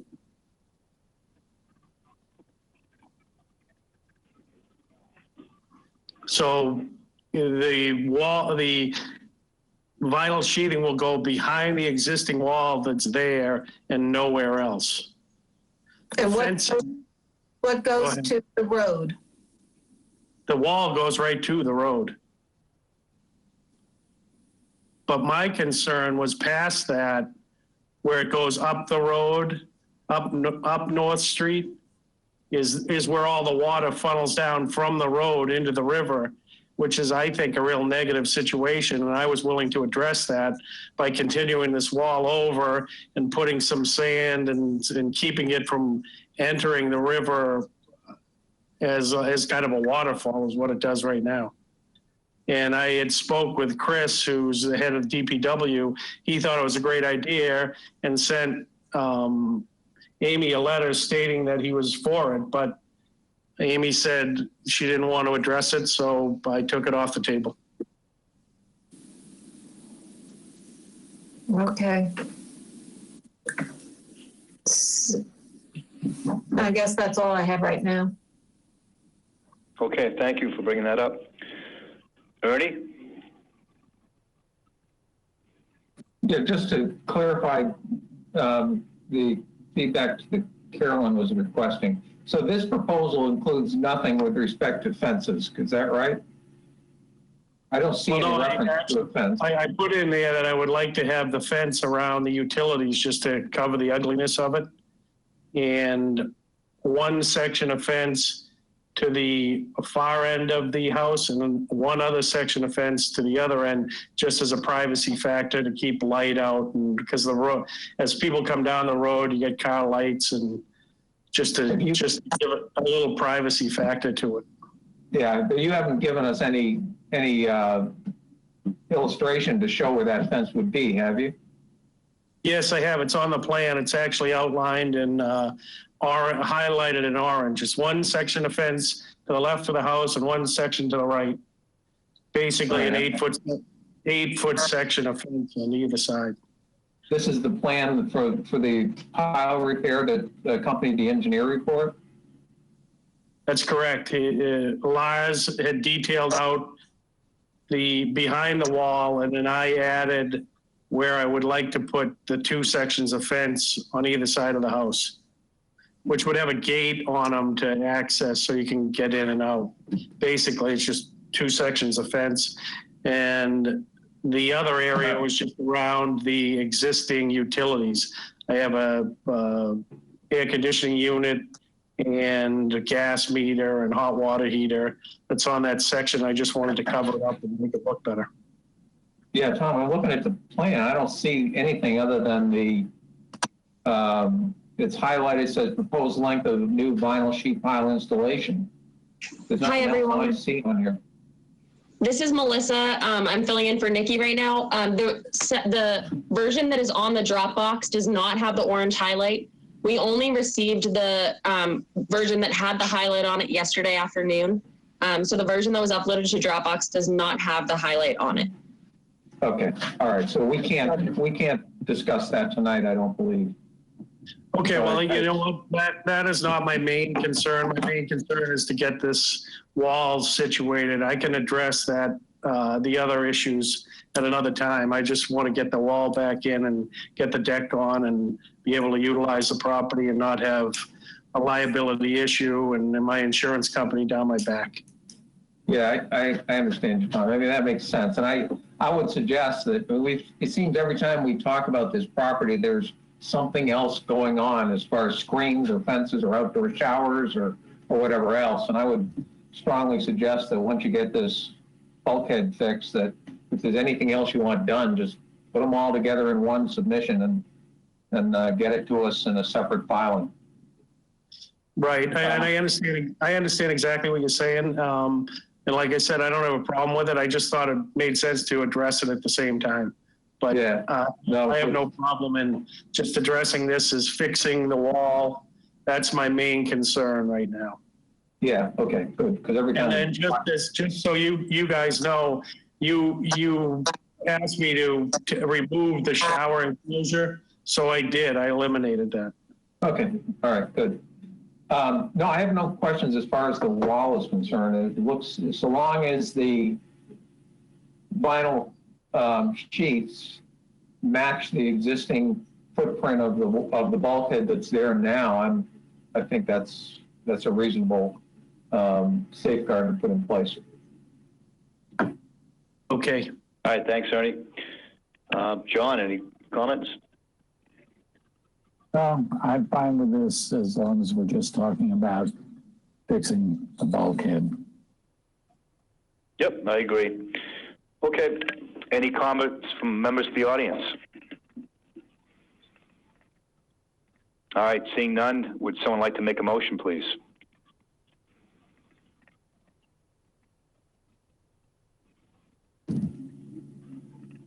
Yeah, I move we approve the notice of intent for 47 North Road, which will install sheet pile and dead men to reinforce the existing timber bulkhead. Okay, could I have a second? All right, seconded by Mark. Any additional discussion? Okay, seeing none, we'll have a roll call with those in favor saying aye, starting with John. Aye. Ernie. Aye. Carolyn. Aye. Jim. Aye. Mark. Aye. And myself, Brad Chase, aye. So the motion carries unanimously. And thank you. Thank you for getting all that together in a fairly short period of time. Okay, well, thank you all for your time and effort. I appreciate it. All right, have a good night. Thank you. Good night. Okay, next on the agenda, we have a notice of intent for 46 Indian Trail, map 34, parcel K3-2. It's a proposal for a new dwelling with appurtenances. They have requested a continuance until November 18th, 2020. I move that we grant them that continuance till November 18th. Second. I'll second that. All right, seconded by John. So all those in favor say aye, starting with John. Aye. Ernie. Aye. Carolyn. Aye. Jim. Aye. Mark. Aye. And myself, Brad Chase, aye. Okay, the motion carries. Next, we have a notice of intent for 7 Sketchaconnet Way, map 4, parcel C1-4. It is a proposal for a pier ramp float in the Herring River. They have also requested a continuance until November 18th, 2020, and I move that we grant that continuance. I'll second. All right, seconded by Carolyn. All those in favor say aye, starting with John. Aye. Ernie. Aye. Carolyn. Aye. Jim. Aye. Mark. Aye. And myself, Brad Chase, aye. So those 2 continuances are approved. And next we have a violation for 11 Azalea Drive, map 80, parcel D37. There was clearing of vegetation, adding fill on town land under the care and custody of the Conservation Commission. So I guess, Mr. McGowan, you're going to describe your status there, please? If I may, Mr. Chairman, Attorney Bill Crowell, and I'm representing Mark this evening. And I just wanted to say a few words before he speaks, if I may. Absolutely. Thank you. Sure. I've known Mark for probably 20, 25 years now and represented him for many real estate matters. He's a local builder, and this is his first, as I understand it, first situation that has come about with regard to the Conservation Commission in his long experience building homes in this area. And he was not aware that the Greenbelt Buffer Zone, number one, was owned by the town or by the Conservation Commission. Regardless, he did not intend for any of his subcontractors to disturb that area. It was unintentional. It just kind of happened when they were backfilling, and then when it was brought to his attention by Amy Usosky, he offered to immediately remedy the situation. So it was totally unintentional on his part. He was not trying to use that land, grab that land, so to speak, for use by the owner of the property.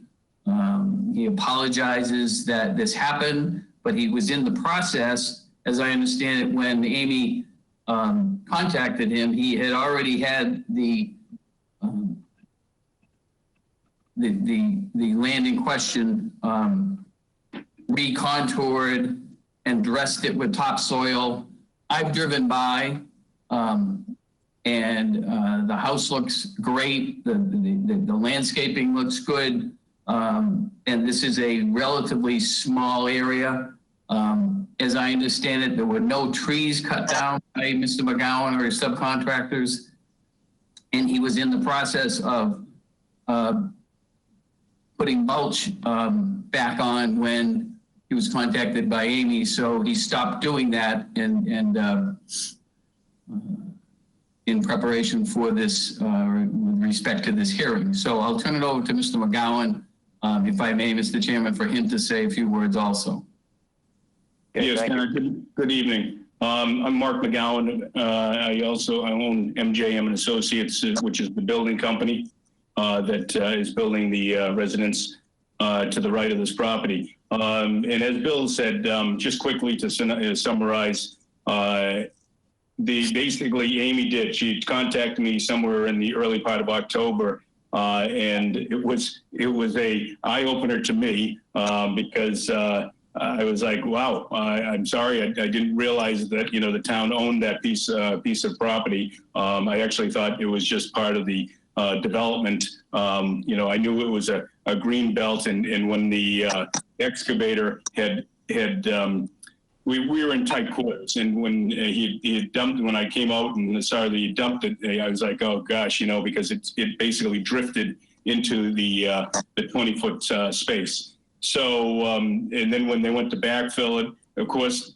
typical of the excavators, they want to level everything off and contour it all. So when Amy came out and opened my eyes to the situation, I was like, ooh, I'm very, very sorry. As I said, luckily there was nothing that we did beyond the fill. It was just that because we didn't do any cutting or anything of that nature, because I knew that there was a green belt there, and we wanted that green belt there because it's a nice additive to the residential property that we're building.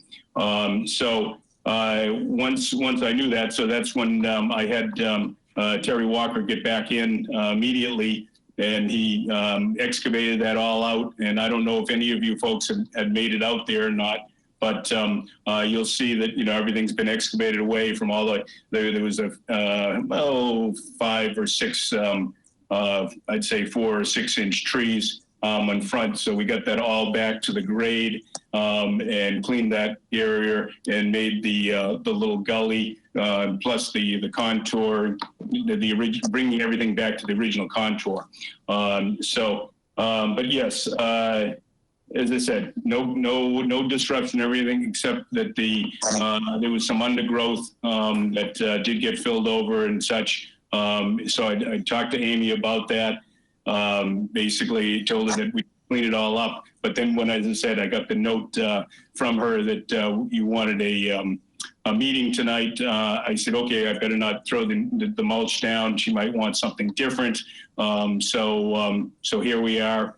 And Bill, as I said, also that yes, I've been down here for 25 years now, working in Harwich and around the local area, and never had any violations with any of the conservations because I play by the rules. But that's it. Back to you. All right. Well, thanks for coming in tonight, and we'll go through comments from the commissioners, starting with Mark.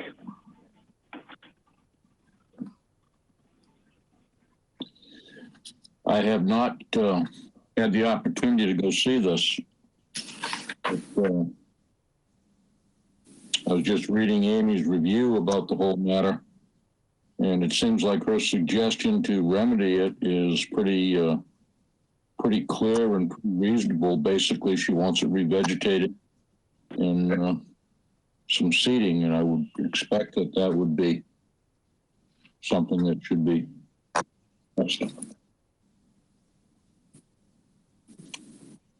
All right, thanks, Mark. Jim?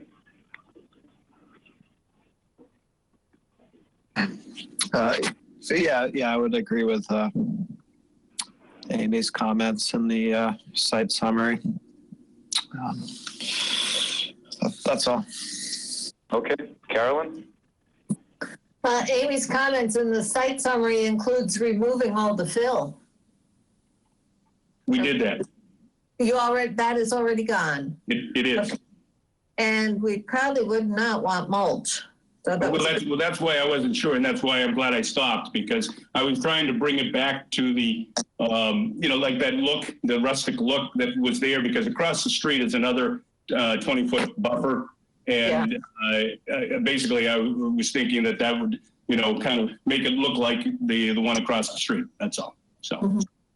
So are we considering fines for this, or is this enough mitigation? Well, that's a question for everyone to consider. We have our recommendation from Amy, so everybody should consider that as well. And just for the record, Amy recommends $300 fine for removal of the understory and $300 for adding the fill.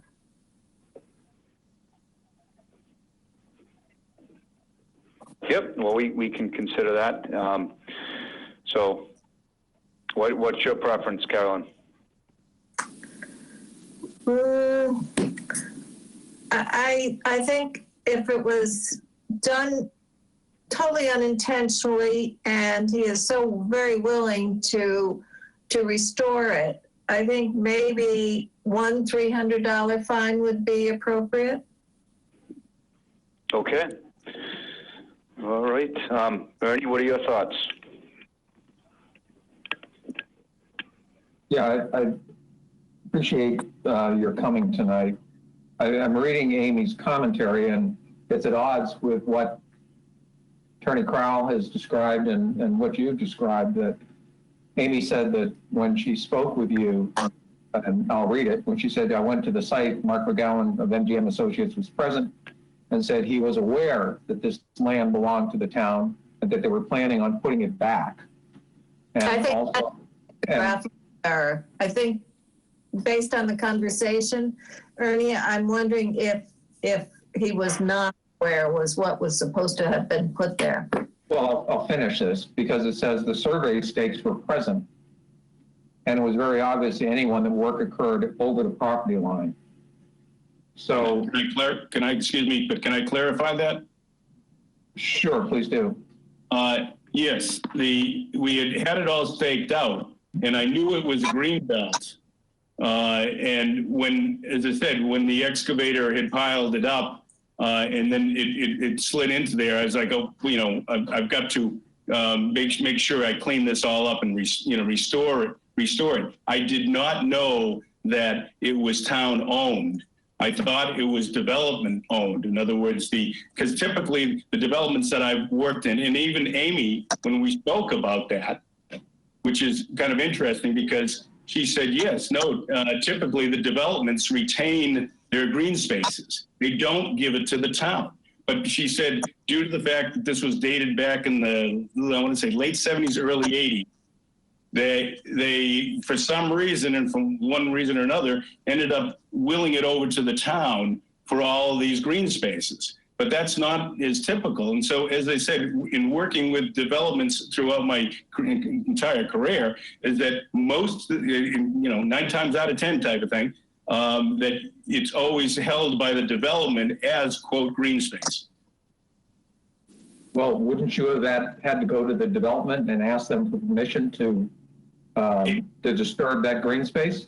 It would, well, thing is, the development, my understanding, when we purchased the property, development basically dissolved. There's no committee, there's no association per se.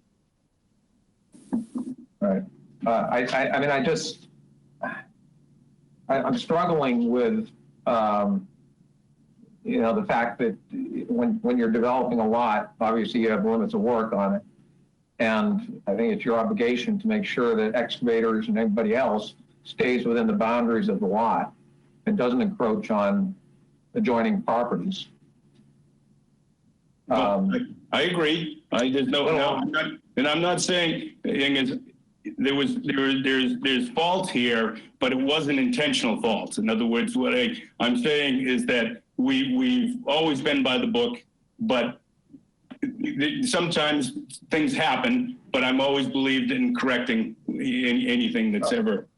I guess I wouldn't characterize it as fault, but more negligence than on your part for not overseeing your subs properly, right? I think it was an oversight. If I may, Mr. Chairman? Yeah, please. I would echo what Ms. Carolyn O'Leary said.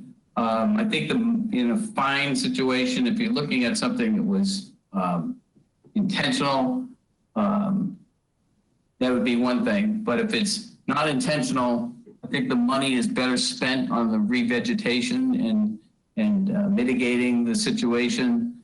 And certainly with Mr. McGowan's history of no prior offenses or situations or violations with this board, I think that should be taken into account. And he lives in Harwich and has been a reputable Harwich builder for many years. I would think that at most a fine of $300 would be adequate under the circumstances, and use the other $300 towards the mitigation. Thank you. Thank you. I think that's a reasonable suggestion to put forth. Okay, Ernie, anything else from you? Yeah, just to finish up my comments, I do wish that Amy were here tonight, and I think that her write-up is still at odds with what we're hearing. And in her absence, she's recommended $600 in fines, and in the absence of her being able to substantiate what she put in her site summary, then I would propose we go with her recommendation. All right, thanks, Ernie. John. Yeah, let's just sort of follow up on previous comments. One is that one of the fines Amy proposes is for removal of understory vegetation. However, Mr. McGowan says he didn't remove any. So there's, and I'm not sure when Amy's referring to understory vegetation, I'm not sure what she means, but if you look a little further back in that green strip, where it wasn't disturbed, there's a lot of understory vegetation there. It's not just the trees, it's understory stuff. And in terms of the discussion about whether it's town property or somebody else's property, the point here is preserving quickly diminishing green space everywhere. And I'm in favor of fines because I think the point just needs to be made that it's not a good thing to be casual about for anybody, whether it's the contractor or the contractor's subs who are casual about it, even if the contractor himself doesn't feel like he's being casual about it. I think when people are working, it's a little too easy to just say, dump it over there. And I think there is a point to be made here. And it seems like sort of a minimal problem. It's only a little space there. But I'm still in favor of making the point here that we can't be casual about these things. Okay. Any comments from members of the audience? All right. My feelings, I guess, are more in line with Carolyn's suggestion. I think we have somebody that came in and, you know, was not a repeat offender. I mean, that's something that we do see, and we're all growing tired of it. So that's my preference, is to have the single fine, other resources going to just restoration. But I'm open to, you know, a motion on this topic. I think we all want to, you know, fix it and move on. Did you want to make a motion, Carolyn, or does someone else prefer to make a motion? Did we hear from Mark? Mark started off. Okay. Well, I'll make a motion to fine Mr. McGowan at 13 Azalea Drive $300 for the removal of understory vegetation, with the assumption that he will replant what he removed with native plants approved by Amy. Okay, I'll second that motion. Any discussion?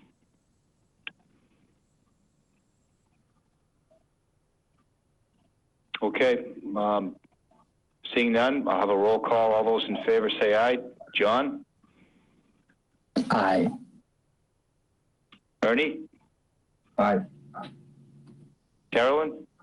Aye. Jim? Aye. Mark? Aye. Myself, Brad Chase, aye. Okay, the motion carries. Thank you for coming in and explaining your case. And excuse me, Brad, for follow-up, so I just see Amy and she'll give me the native species.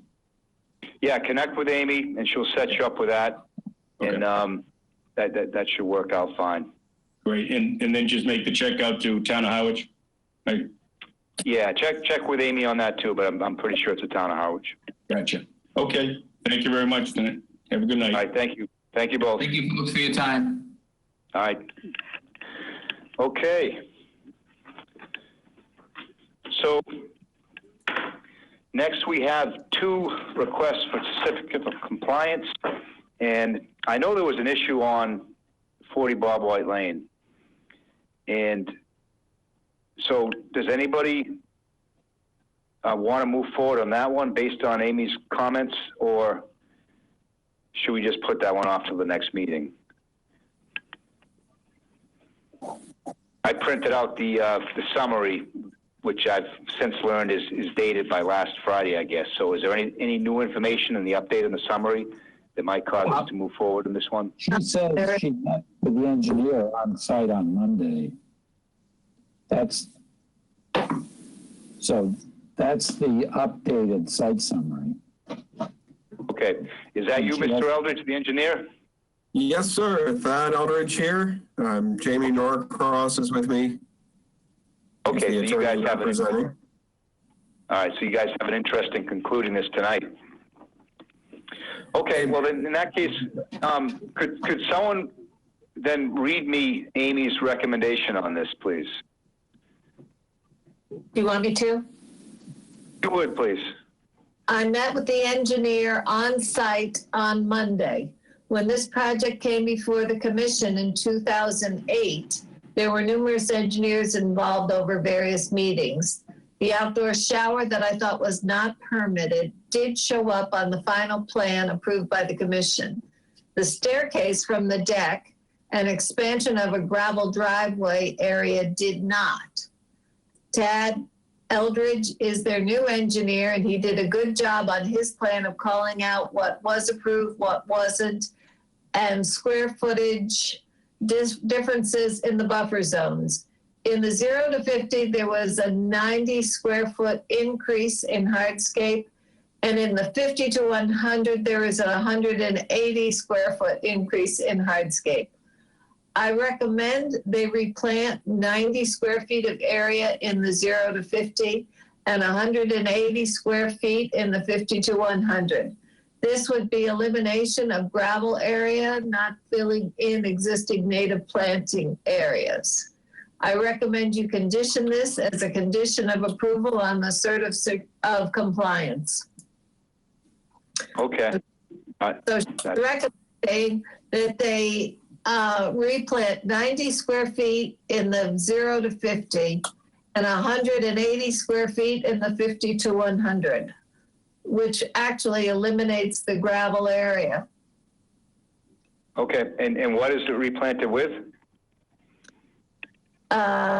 She doesn't say. I'm assuming native plants, but she doesn't say. Can you comment on what's there now around the structures? Is it grass? So around the structures, to the southeast in particular, there was a requirement to remove some of the driveway there and put 160 square feet of mitigation in. They went above and beyond and took out 360 square feet of driveway and added vegetation there. The entire south side of the building has vegetation, mostly native. And then when you get to the north and the west sides of the building, it is grass, but it's a pretty small grass strip. And what kind of vegetation was along the driveway? There's quite a bit of high tide bush. There are a couple of rows of rugosa in the mitigation area. Okay, so the project has met Amy's request. It's already been planted. Well, no, where we're talking about performing the mitigation would be north of the septic field. There's a bit of driveway that was extended. Yeah. On the 2011 plan, this was called out as native grasses in that area. The driveway serves very little purpose there as it's so narrow. You would have, maybe it's motorcycle parking or putting kayaks there, but it's certainly not wide enough for a car. And so we would look to remove 270 square feet just north of the septic system. And if it helps, I can share a screen. Yeah, I'm not sure how to make that work. Well, let me ask commissioners for their comments and see if anybody went to the site this week, because I did not make it. Oh, good, thank you. Okay, run us through what will be done. So on the north side of the septic system, we have a bit of area that's within the 50, a bit of area that's outside the 50 within 100. It's currently a gravel driveway. We would strip the gravel out and then replant that area. Native grasses were called before. You know, we'd be happy to put in meadow. If you wanted a few shrubs in there, we'd be happy to go to that extent. We're really looking for your guidance so that we can get this closed. Okay. That's the 0, and then how about the 50 to 100? Where's that planting going to occur? That would be in the same area. So same area. Okay. Yeah, part of the confusion, the 2008 plan had one delineation, which put a 50 going through the septic system. The 2010 plan had a different delineation that put everything further back. So this area is split.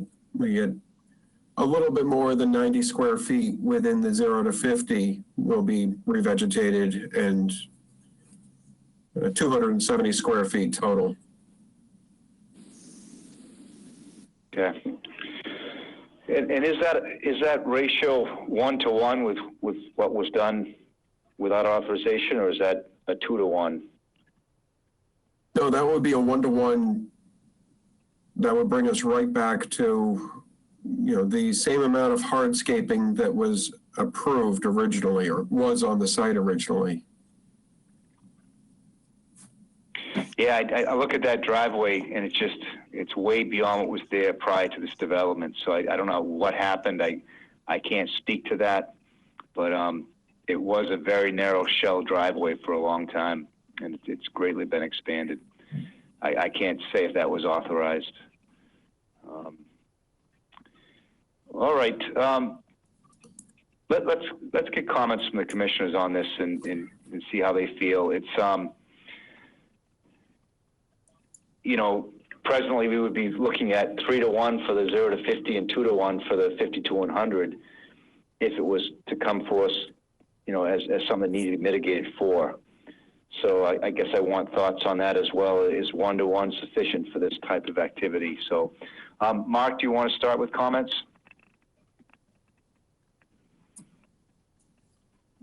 Actually, I haven't had an opportunity to see the site, so I really don't have anything to say at the moment. Yeah, it is tough to, without getting there. Okay, let's see, Jim.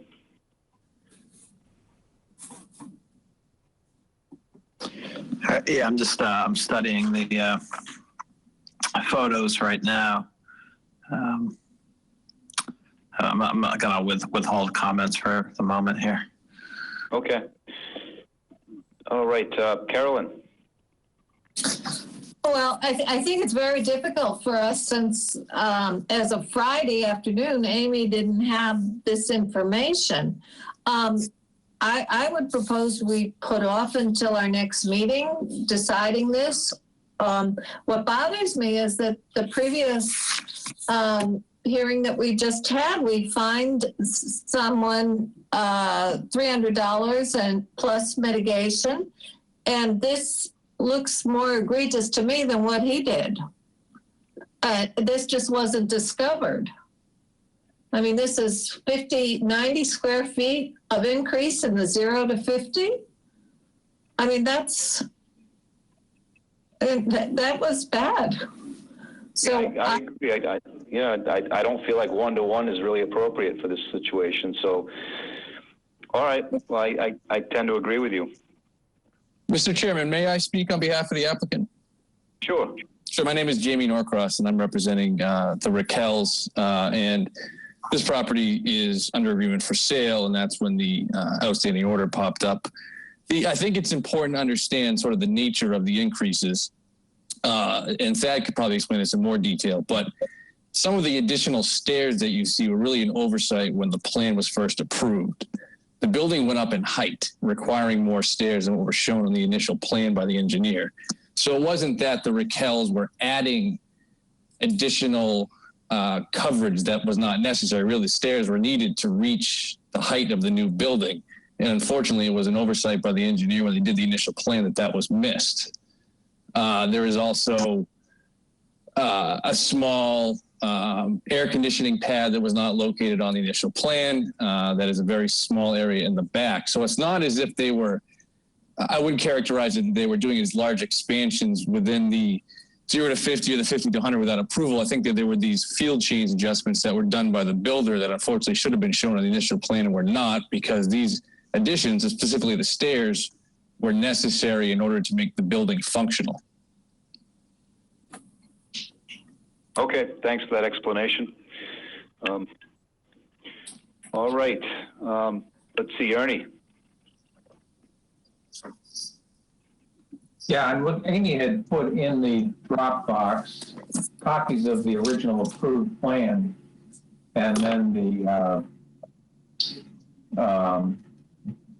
actual, I think the actual plan, and I'm trying to pull up the as-built.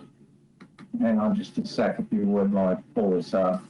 Because I'm trying to, I guess it does come, okay, this is similar to what's here.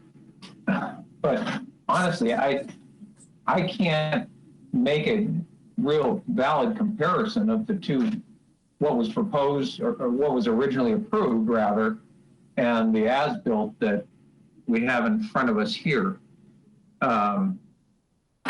There's a propane tank that I think was in the as-built, and I'm not sure that's in the, or is in the approved, I'm not sure it's in the as-built. And other variants too, that variations that I'm just not comfortable making any decision right now without having a better understanding of the difference between what was approved and what we're looking at today. I would be very happy to go through those. I did add on the as-built plan a somewhat lengthy narrative on everything that appeared to have changed.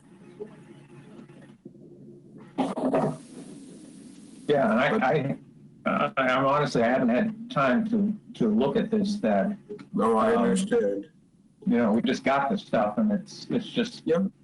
I haven't had a chance to absorb any of it at this point. But okay. If you don't mind, I would happily go through all of the changes that occurred. Well, let me ask you a question. Is this a time-sensitive issue that couldn't wait for a continuance to November 18th? Mr. Chairman, Jamie Norcross again. The issue for my clients, and again, I understand it's not necessarily the board's concern, but he may very well lose a buyer if we have to go to a further meeting is the issue. Yeah. Well, is there interest in meeting this? You know, you've heard several members say that they feel the one-to-one is really insufficient for what happened. Is there ability tonight to increase that?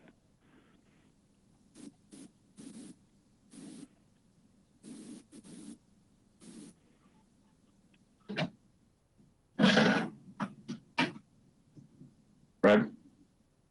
Yeah. If I may? Yeah, go ahead, Mark. I have a thought.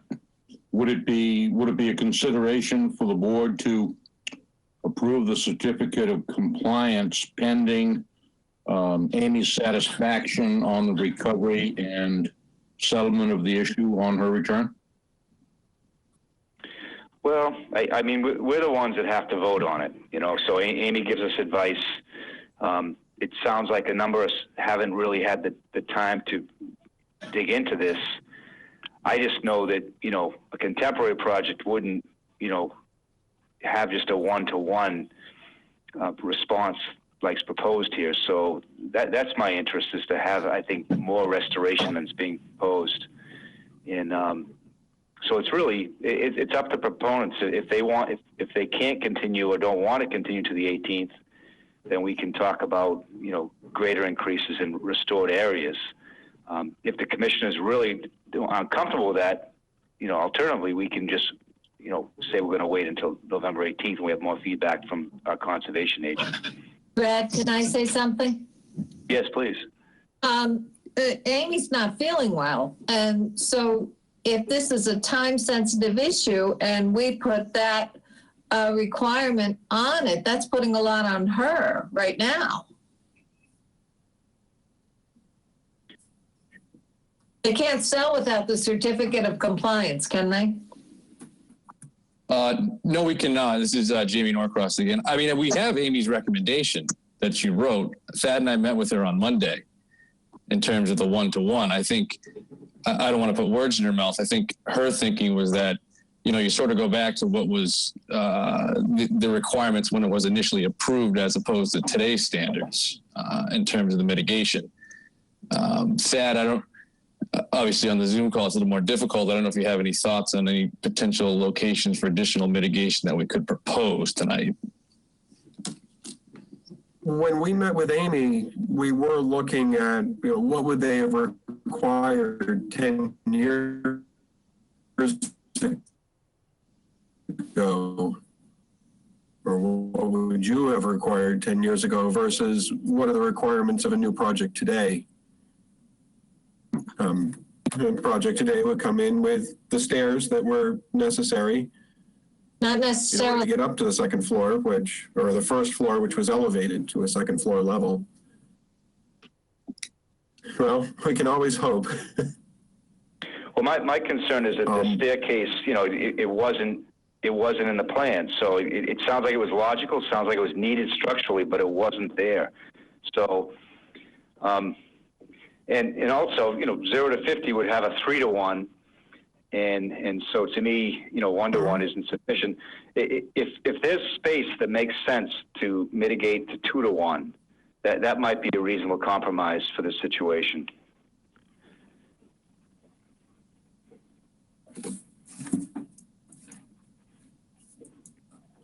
Two to 1 in the 50? Well, 2 to 1 on the property. I mean, if you can, you've got that rectangle that you're already proposing a 1 to 1. Is there any way that can be expanded, either with driveway or lawn area on either side?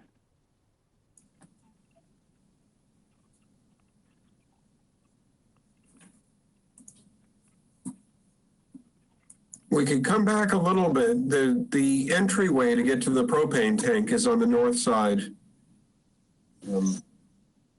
within the 50. So without redoing the fence, we would be hard pressed to move that too much further. And on the other side, that backs up to a hedgerow. Okay, that's not lawn. Correct. We have lawn inside this backyard area, but along the property line and along that driveway is planting. Mm-hmm. Brad? Yes. I have some thoughts. I mean, clearly, this property is right on the marsh, clearly. And there's only 3 things there, a driveway, and the driveway, I don't know, I'd say the driveway is half the lot. And there's a house, and there's a teeny bit of green space around the house. And that, it's not obvious from the drawing, at least it wasn't to me, but that area with a septic system, it's raised like 3 or 4 feet for leaching, I guess. So my thought about this is that why do you need such a big driveway? Well, I'll tell you why, because in the summer, there are probably lots of people in that house. And I would be very much in favor of requesting that the proponents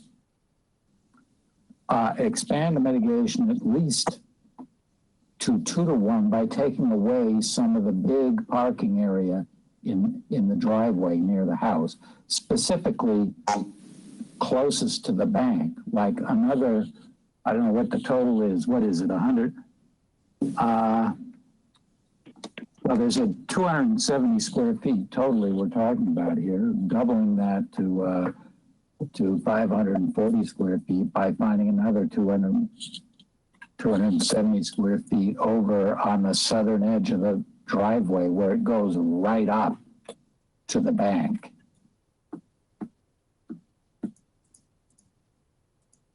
I think that's a reasonable proposal. I think that that driveway expanded greatly to my memory. I just can't tell you whether it was authorized to expand like that, but I think that's one way to address this.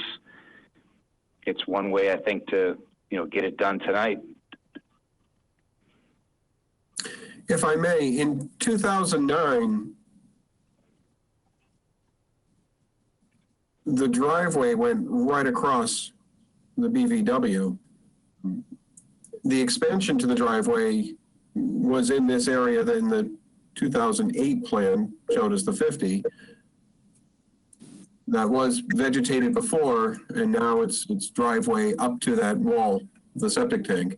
Looks like the septic system used to be mounded, and now it's a vertical wall.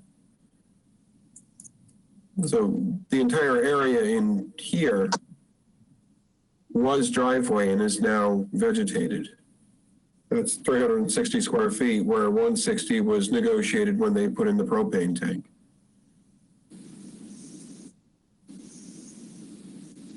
Well, it's a good point. I think John's suggestion still stands. That's a very reasonable area to target restoration.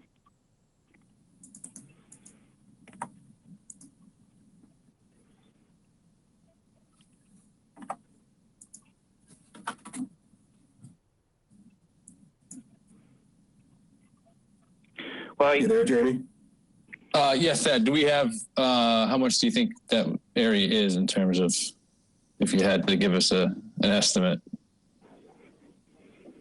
Let me just color this in. I know this is a slightly different format, but that's 250 square feet right there. That would leave 30 feet across. That would allow for 3 cars to park in the front of the house.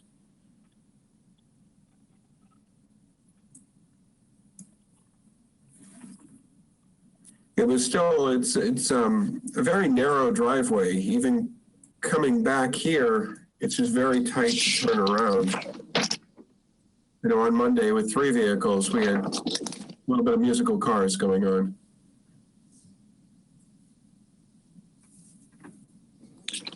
Would it be agreeable with the commission if we did some area down by the southern end of the driveway where it juts out, and then try and find some additional area, I guess, to the north of the structure, see what we can plant in there, as long as we come up to the square footage requirement that you're looking for, which it sounds like would be the 2 to 1. I think that's reasonable. I okay. think, you know, I have a question. John's idea. Oh, sure, Carolyn, go ahead.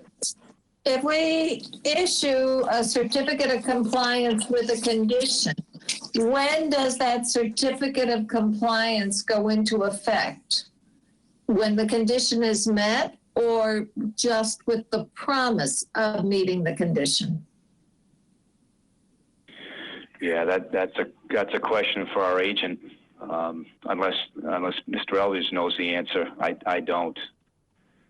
No, that one's above my pay grade. Yeah, I think so.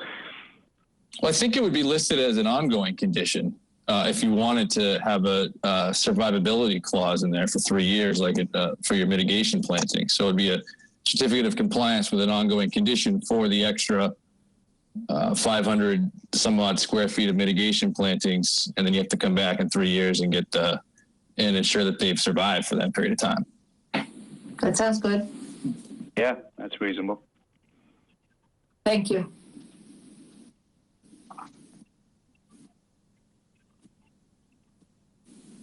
Okay, well, can we put together a motion in that regard that we ask for a 2 to 1 mitigation for the new structures, and that it's split between what was proposed north of the septic as well as that southern area of the driveway.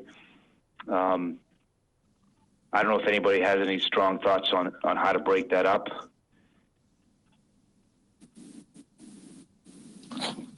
Well, Mr. Eldridge has shown an area that meets the criterion of an extra there's an extra 280 square feet there, it looks like. So That's I don't what know. I'm coming up with. What's that?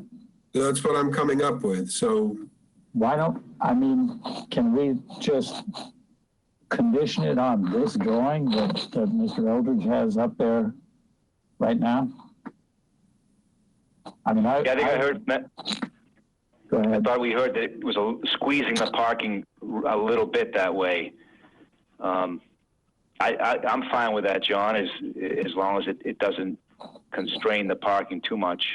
Mr. Chairman, if I may, I think if we could have a little bit of flexibility built in terms of, as I said, maybe putting some of it north of the building, the house itself. Again, looking at that area to the southern parking area, but trying to squeeze a little bit maybe to the north of the house, just so we're not too hamstrung in terms of the parking area down there.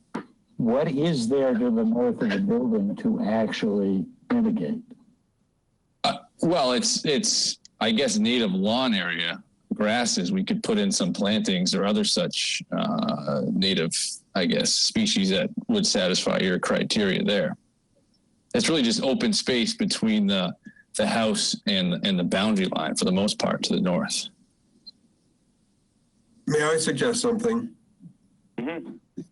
Since we have multiple parties who have to sign off on this one, if we start off with this, with the understanding that we can come back with either a request for a determination or otherwise to modify this mitigation afterwards,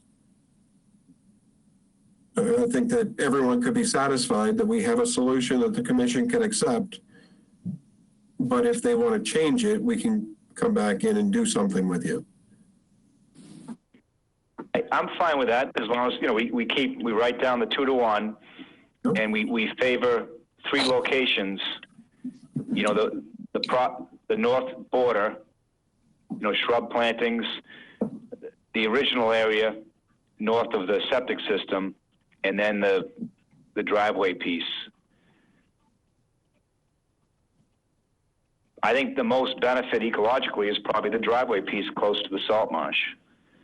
So I'm not sure if we want to say that it needs to be at least half there. I'm not sure that's a reasonable percentage or not, but I think I don't want to see it become too diminished in the driveway area. And that's understood. We can certainly take that back to the client and say, these are the marching orders that we're getting from the commission. This is what we've negotiated at the meeting, and if we need to go back, you get an idea of where we're going. Okay. Any additional comments from the commissioners?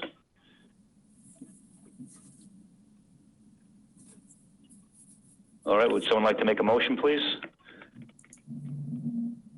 I'll move that we approve the certificate of compliance with an ongoing condition that an additional 550 square feet of mitigation consisting of 270 north of the septic area and 280 on the southern edge of the driveway as drawn by Mr. Eldridge as an ongoing condition. Okay, could I have a second, please? I'll second. All right, seconded by Carol. And any additional discussion?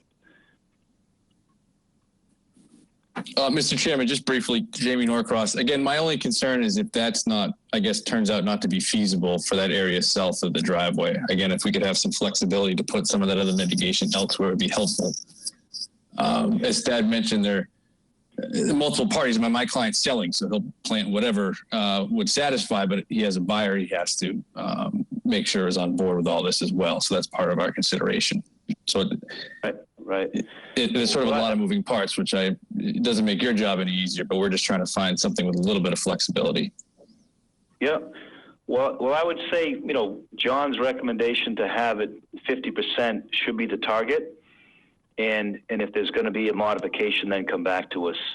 And I don't think anyone will have a problem with a modest change to that 50% target. But I think the most gain environmentally is to improve that little buffer next to the salt marsh. Sure. Understood. I appreciate that. Yeah. Okay. All right. So we have that language, 50% at that location, the rest elsewhere, and they'll come back to us if they're going to change it or request to change it. Any last comments? Okay, all those in favor say aye, starting with John. Aye. Ernie? Aye. Carolyn? Aye. Jim? Aye. Mark? Aye. And myself, Brad Chase, aye. Okay, thank you very much for putting the time in and for being reasonable. Thank you much. Thank you. Okay. Next, we have a certificate of compliance for 316 Lower County Road, map 12, parcel W4-B1, the construction of a sewage disposal system. And Carolyn, if you want to review this one for me too, it's the same thing. I don't have. There's no change in this one. That Okay. compared with the health department's plan, and they match, and she recommends a certificate of compliance. Okay. Well, I'm going to go ahead and move that we accept the certificate of compliance for 316 Lowell County Road, map 12, parcel W4-1B. Have a second, please. I'll second it. Okay, seconded by Carolyn. All those in favor say aye, starting with John. Aye. Ernie? Aye. Carolyn? Aye. Jim? Aye. Mark? Aye. Myself, Brad Chase, aye. So the motion carries. Okay. We're going to shortly go into executive session. Do folks want to go through both minutes? One of the minutes? Any thoughts? I can only find one. I look. Bad, Carolyn. I can only find one set of minutes. Amy didn't have a chance to finish the most recent minutes, so it's only the June 17th that are up there. Thank you so much. Okay. And for what it's worth, I did go through the June 17 minutes and I saw no changes that were necessary to them. Oh, good. Thank you, Ernie.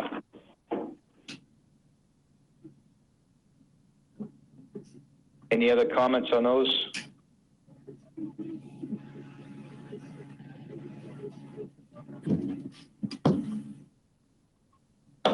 No.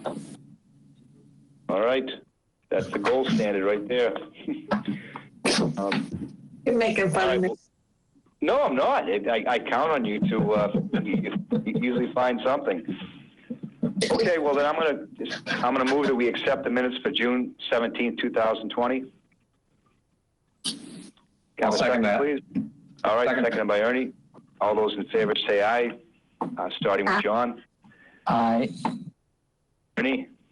Aye. Carol. Aye. Jim.